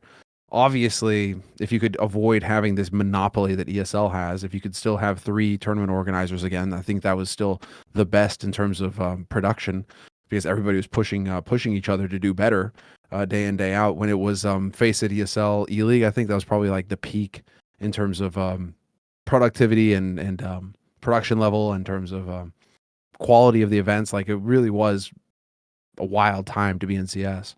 So if you could actually get back to where you had just like the 2 majors and then actually have standalone events that don't need to take 2-3 weeks to run, you go back to a week-long event, and then you can actually have like a really interesting variety of events to pick from, a variety of formats. It could be really interesting again. But I think now we're just going to go into this monopoly. I think it's going to be ESL that's going to be running the show, and then we'll have the 2 majors. And then if Blast can keep up, good for them. But I don't think Blast have got, the Saudi Prince backing them. So it could very well be that ESL are just going to be the last guys standing here by the end of next year. What do you think? Right. Here is what I would do. So the main problem in the circuit, as far as I can tell, is when people want the play breaks, right? Because the problem is they want a summer break. Okay. That one's fine. We can make that one work. But the problem is the other break they want Christmas off, don't they? And they want the new year. So if we're going to do that and we make those the 2 breaks, so it doesn't have to be August. It could be like July, whatever. That means my ideal circuit is that the major always goes right before the break. So I would have my major in November. That would be like one. I would have another one right before in the summer. So maybe it ends in, I don't know, July, so that you can have August as your player break. Sure. If I do my 2 majors, so I've took my 2 majors, I've got my 2 player breaks, and I'll put those into my calendar. So roughly I'm taking like 3 or 4 months off just with those. In the other months, I would basically run, I've looked it up, I think it'd only be able like, I think it could be like 5 or 6 tournaments. I would run 5 or 6 tournaments, but I would basically make it that they're like quite uniform. So I would essentially, I've told this story in the past. I want it to be like Formula One. I want it to be like every month there's a tournament and you get 3 weeks off between then. So you practice, you get your scrims in, and they could be in a different location if you want, like Formula One, or they could be the same. It's up to you. So it could be one in Spain and then one in Germany and then one in Denmark. You could do whatever you want. And the idea is you'd have like 5 or 6 of these. You'd have your 2 majors, And that's your circuit. And you got your 2 player breaks. So you'd have a proper 2 seasons because you'd end on the major. And these other tournaments, the cool thing is, this is why it would work, guys. Because the reason Formula One is a brilliant sport to follow, I'm not a big fan, is because of that cycle. There's only one a month. So you have all that downtime for all the drama, the stories, but you know every month it's coming back, and then the rest of the month you've got your life free and all the rest of it. But that one big event you can tunnel in on again that month. So it's like a consistent drip feed. And then in this case, you'd have the big majors to end off the season. So I would do something like that personally. What I don't like at the moment is Counter-Strike is still on that clown show shit, where we'll have like 3 months where we have like 3 tournaments, and then we'll have like 2 months with 1 tournament in it. Like, what's that? Like that's what kills the hype and the storylines. We're in a weird place where it's like you still have leagues and you still have you're trying to balance leagues, standalone tournaments, and majors. And think about how stupid this last major looked. This last major literally came after we'd had 1 event, Semmler. We had EPL and then Blast groups, and then the major just came. Like, that's not the way you want a circuit to run. What you want with the major is it ends the season. That's why Cologne, by the way, was better than a major, because Cologne was the end of the season. And so when FaZe won it on this grand high that everyone was going hand trying to win Cologne, then you have the player break. Then you feel like, right, that was a chunk of the year. At the moment, what makes it suck is the player breaks feel like they're just willy-nilly compared to where the majors are. That's what kills the circuit for me. I want the major to be like the crescendo, and then you rebuild after the break. And it's the perfect time, let's be real. Think about how like TI and Dota works. The major's the perfect time to make your roster move afterwards. Like once you know you're bombing the major, that's when you cut the guy. You don't want to do it like a week, but like 2 events before the major. That's fucking stupid, isn't it? So that would simplify so much if you could actually make those 2 changes. You could even, by the way, if you did that, you could even do it League of Legends style, because you'd know when the breaks are. You could even build contracts so that you can have an off season, like everyone in the player break. That's where the availability comes up and people negotiate. You could even do it that way. Because you know in Counter-Strike, we have a weird esport in that sense that we've just got contracts going all over the place and no one knows which ends when. And so like the pieces that move around, it's really tricky to know when people are available and they're not. Okay. Ace, we should get going if we've got loads of questions. So keep going. Yeah. No, we have like 5 of them left, but there's some more simple ones here. We don't have to give like all out. Ace, what is your breakfast of champions? I think I've gone over this in the past. I actually don't believe in breakfast. I actually think that whole like breakfast is part of the meal of the day is just some like, as far as I can tell, it's just a psyop from when those fucking wankers not wankers, because Kellogg actually invented cereal as a way of preventing masturbation, if people don't know. If you ever look into it, as far as I can tell, it's just marketing that you're supposed to have breakfast. Like basically, I prefer to just like look, I'm fat, so I don't do it for like health reasons. I just fast. I just eat until I eat my lunch. Basically, I wait an hour or 2 and I eat lunch. Don't do breakfast personally. I do breakfast because I just need to fit more calories in. If I like so I do favorite breakfast is always going to be just the Americana, pure Americana, pancakes, bacon, eggs, coffee, give it to me. Like, and I do actually, because I found Tingre protein pancakes fucking awesome. So it's like protein powder that's just a little bit, and then you just make those, so you're getting your protein in with the pancakes. And then you get some eggs and you get some bacon, and I have that a few times a week right now. And it's just awesome, dude. It's just so good. But yeah, no, I get you on the fasting part. I definitely get you on the fasting front. But right now that is the breakfast is bacon, eggs, pancakes, coffee. Can't miss. It's just too damn good. And you get the carbs, you get the protein, you get everything you need. You after that, you're set. You are set to go lift weights if you want. Like, you are good. All right. Hinoda, since ESL seems to be cutting costs, do you think they will keep the ESIC farce running now that it has been proven pointless? Okay. So this is one of the things. This is one of those. He's joking as though ESL secretly owns and operates ESIC, as I think. But that is how ESIC make money, isn't it? It's one of the ways they're funded, as far as I know. Yeah. Yeah, they're funded by getting support from the teams and from the tournament organizers and whatnot. So yeah, I mean, I think Hinoda, it's like, yeah, tongue in cheek, but I mean, you're bang on the money, like. ESIC, clearly, if ESIC isn't able to do it, if it's just going to fall back on ESL and Blast to run the ship at the end of the day, why do they need ESIC? And so they're probably going to start seriously questioning the money that they're handing over to these guys. It seems really, really silly to keep doing so if ESIC is, not going to be able to actually manage things. So yeah, and that was the joke, but that was the obvious joke. Every time it's just extortion with these organizations, or at least that was the CSPPA one that we got it up in arms about back in the day. All right. Butt Pounder 420. What is your favorite foreign food that isn't Korean barbecue? Aha. What's yours? Quesadillas. I can eat quesadillas for fucking ever. You should know this from E-League. I fucking despise Mexican food. I said, Yeah, but quesadillas aren't Mexican food.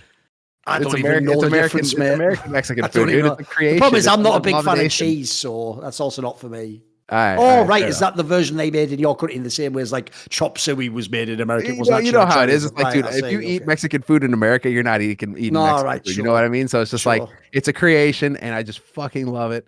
And I can eat quesadillas every day of the week and never get bored. I think my answer would probably be, let's see if it's not. It's not not meat. Korean Basically, he's saying it's barbecue. not Korean barbecue, so it's not meat. You can't just say a steak, because obviously I'll probably just say real, Thai food. I think Thai food's mad underrated. It's really consistent. yeah, Thai food's I like the spicy Thai curries. I think they're really fucking fire, mate. They're delicious. yeah, man. Like the sauces on them taste fucking incredible sometimes. Like really nice. Yeah. Yeah. Just don't, it's like you just don't fuck around, when you say spicy, and then they're like, spicy. Oh, their You're like, idea no, of spice is way more. Yeah, exactly. white boy spicy. Like just flavor it. Don't take my face off. I don't need my face melting. It's so brutal, dude. But yeah, Korean. Okay, but yeah, Korean barbecue is definitely top shelf. But I see that as just barbecue in general, man. Barbecue is just ribeye steak. Go. All right, it's go. What do you like eating for Christmas and New Year's? Do you do anything like that special for Christmas and New Year's? Do you have anything like a go-to dish? There are some things. Like one thing I actually found, believe it or not, it's German. Whoa, calm down, everyone. No, but the reason I found it was in the UK, obviously, we have those Aldi supermarkets which sell sometimes German stuff as well. And basically, the Germans have this stuff called Pfeffernuss. And basically, it's a type of almost like a gingerbread made into a little like cookie with like icing around it. It's really delicious. I would suggest if you've got an Aldi in your country, go now while it's Christmas and you'll be able to buy like a whole sack of it. It's really fucking good. Because I love like gingerbread stuff. I think it's the shit. If you haven't noticed, I think ginger in general, pretty underrated. Ginger. But enough about what I tell the ladies. There you go. What do you like eating for Christmas and New Year's? What do you like? What's your favorite? Dude, actually the low key winner is the ham sandwich in Sweden. You can make these ham sandwiches because it's always like you get these big hams, and Okay. you do like a big ham. You slice up the ham, and you get like this special kind of mustard as well that they just make. It's like the Christmas mustard, and you slather mustard on that bad boy, and you have ham at the dinner, but then because you're also Mustard pounding and schnapps pork the entire goes dinner. really well though. Yeah, I can see you got. Oh no, yeah, but you're basically getting blasted the entire dinner too because you're singing, and every time you sing, you Right. take a little sip of schnapps, so you're drinking hard liquor, you're drinking wine, you're drinking beer, you're drinking other, so you're just getting blasted. So good times, right? That was actually how I got trolled by my in-laws the first time. Is first Christmas dinner they invited me to, and I didn't know how it worked yet. on it. So you take the shot glass and you're singing the song, and it's filled with schnapps. And they gave me the worst schnapps as well, Beska Dropa, which is just like it tastes like turpentine or something. I imagine like paint thinner tastes like this. And I thought, oh, okay, shots. You right, drank got the it. whole thing, right? Drank the whole thing. Instead of sipping it, right? Dude, I'm like 7 songs in, and, of course. and so my wife is always making the joke. She's like, well, at one point you turned to me and said, "It's starting to taste good," and it's like at that point I knew that we needed to stop. We needed to stop fucking with you because I was just blasted, just fucking taking these shots through Christmas dinner. It was great. Point being, long story short, is that at the end Same with of the tequila, dinner, though. By the way, if tequila ever starts to taste nice, yeah, you're just fucked abort. with that. Yeah, it doesn't actually taste nice. You're just fucked Get with out, that. Exactly, get out yeah. now. Yes. But no, the way is afterwards is when you get the knäckebröd, or you get leftover, you get the bread, right? You slather that bad boy with butter, and you take a big hunk of steak, like the ham, put that on there with the mustard, and you have that sandwich afterwards. It's just like the most satisfying post-dinner, post-alcohol sandwich. It's like a kebab. It's Do you like know one saving thing you I at the end of found the out night. that's really mad is I don't know if people know this, but in the UK, drinking culture is just drinking. That's why a lot of bars famously all they have for food beyond like 8 p.m. is like peanuts or maybe a packet of crisps or something. It's in general in UK, you just binge drink. That's all you do, right? And it's very, very, very much not famous that there are places where you can get food and drink. What I actually found out, believe it or not, like in Korea, it's already like this anyway. In Korea, it's just default. You're getting drinks and like some sort of snacks or food. Sometimes they even provide it for free. But actually, it turns out in like Russian culture, dude, they're eating the whole time while they drink. They don't just drink for 8 hours and run. You're always having like a pickle, some bit. what people don't know is that that's actually one of the stupidest things we do in the UK. Because what you find is you think to yourself naively, oh, it'll probably make you sick. No, it's the other way around. Like, it soaks a bit of the alcohol up. It gives you like replacement for all the shit that's coming out of you. Like, it's actually, I think it's actually a way better approach. Like, I don't know why we're doing it like that in the UK, mate. Like, we wouldn't want some lovely snacks while you're getting fucking drunk. It's a shit. Dude, Christmas dinner, and it's like a production in Sweden. It's like 7 courses. And so and there's like a certain thing. It's like, okay, now you're gonna have like the cheeses, and now you're gonna have the fish, and now you're gonna have, like the warm, and then you're gonna have the cold. Like it's a whole production. You're going through like the whole kitchen, like from spot to spot, station to station. So it's like this long drawn out thing where you're constantly eating. And then the dinner, and then when you get into dessert, then it's called Risa de Malta, which is like rice and milk. It turned into a porridge, super sweet, super thick. And then maybe you get a ham sandwich afterwards. I mean, dude, you walk out of a Christmas dinner. It's like the meme in America about Thanksgiving dinner, right? Where you just get obliterated and eat until you pass out. I mean, that's a Swedish Christmas dinner, man. You're just you're going hard. It's brutal. So yeah, good times. That's why you should probably fast going up to it. Maybe like come out of it like a 3-day fast and then do the Christmas dinner. That'll probably be the play. Or maybe it's the other way around. I don't know. But yeah, dude, Christmas dinner is an event in Sweden. All right, last question. Archives of Justinian. Who is your favorite saint? On this note, I can't say. I'm currently doing some homework, and I can't say that I have a favorite one yet. Who is yours? Or do you have one? Yeah. I mean, I think the obvious one, look, I'll only be paraphrasing someone else's take, but I just agree with it. I've said this before.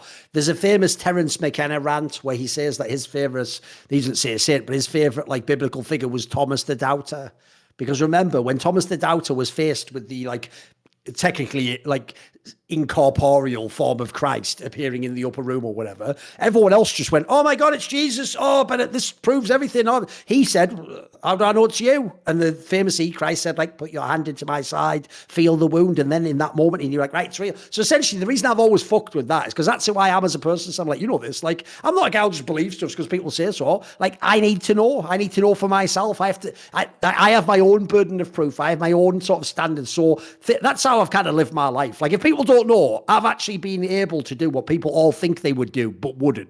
Like, here's the thing. If you've never taken super strong psychedelics, you're all going to think it's like a movie and you're just like, oh, it's all colors. Like, I'm just me and it's just colors. No, the problem is it changes you as well in the experience. Like, you forget like what things relate to and what words mean and who you are and your memory, and it can be very confusing. But what I was always able to do, Semmler, that was actually strength of mine, because I'm this type of person, is I can always know, no matter how wild what's happening, whether it was some supernatural event or psychedelics or something, I'm always able to think in the back of my mind, this could all be bullshit, even as it's happening. Like I think I've once mentioned this. One time I had a super strong psychedelic event where I met like another entity. And in the time I was just thinking like, I wonder how this relates to Counter-Strike. I was just in the back of my mind for real. Like, it's like I was meeting like the gods of the universe. Like, Thorin, what are you doing? Like, yeah, but what's this got to do with T-side Mirage cocksucker? Like I'm always able to do it. So what I would say is that, yeah, exactly. I'm just the doubter. That's who I am. It's just who I am. Dude, that is the most fitting. It's also like the funny one, not a saint, but I always get a kick out of the that picture that goes around cacaoethes or whatever. Oh, of course, yes. It's just a picture of you behind it, basically. It's so good. Oh, if people don't know, by the way, like there are way more saints than just the ones in the Bible, obviously. Like if people don't know, there are some really mad ones. Like I'll give you an example. There's a guy called it's French, so it'd be like Saint Guinefort. Do you know this one? It is a saint, go look this up, who was a dog. It's real. You can go look it up. He lives in the 13th century. He was a French greyhound that became a saint. So there are some really out there ones, guys, as well. Like there's some really out there ones. Oh, who am I thinking of now? Is it St. Christopher, like the dog? It was a similar one. The dog-headed saint? Yes, the dog-headed one, exactly. Yep, there's another one. There's another one. Dude, I mean, like as soon as you start getting into it, it's just when you realize there's volumes of books on saints. And you're just like, oh, okay. And then, so when they say it's like, read the saints, it's like, it's not a joke. Read the saints. There's books. I also did like Saint Vicious from League of Legends. Hey. There we go. Izude was pretty good. Whatever. Got it. Whatever. All right. Oh, I think, dude, that's a good place. That's a good place to call it for the night. But thanks very much, my dude. Thanks very much, my dude, for another episode. And well, I mean, I will see you next week. We'll be seeing how the world groups play out. And then, of course, we're going to have the episode pretty much right as they finish. So it's going to be perfect. We're going to get to talk right away about the results and what we saw. So that's going to be cool. So that's coming up next week. And then, yeah, thanks everybody for tuning in. Thanks so much for the support as always. And be sure to leave a like, subscribe, all of that. If you leave a comment, I read all the comments. So if you want to talk shit or anything, just go ahead and throw it down below. And also, if you leave a comment elsewhere, iTunes, Spotify, we're on all those podcast spots as well. So if you leave a review there, it helps promote the show. So if you've made it this far, I trust in you subscribing. So thanks everybody. Have a great time. Have a great day. And we'll see you next time.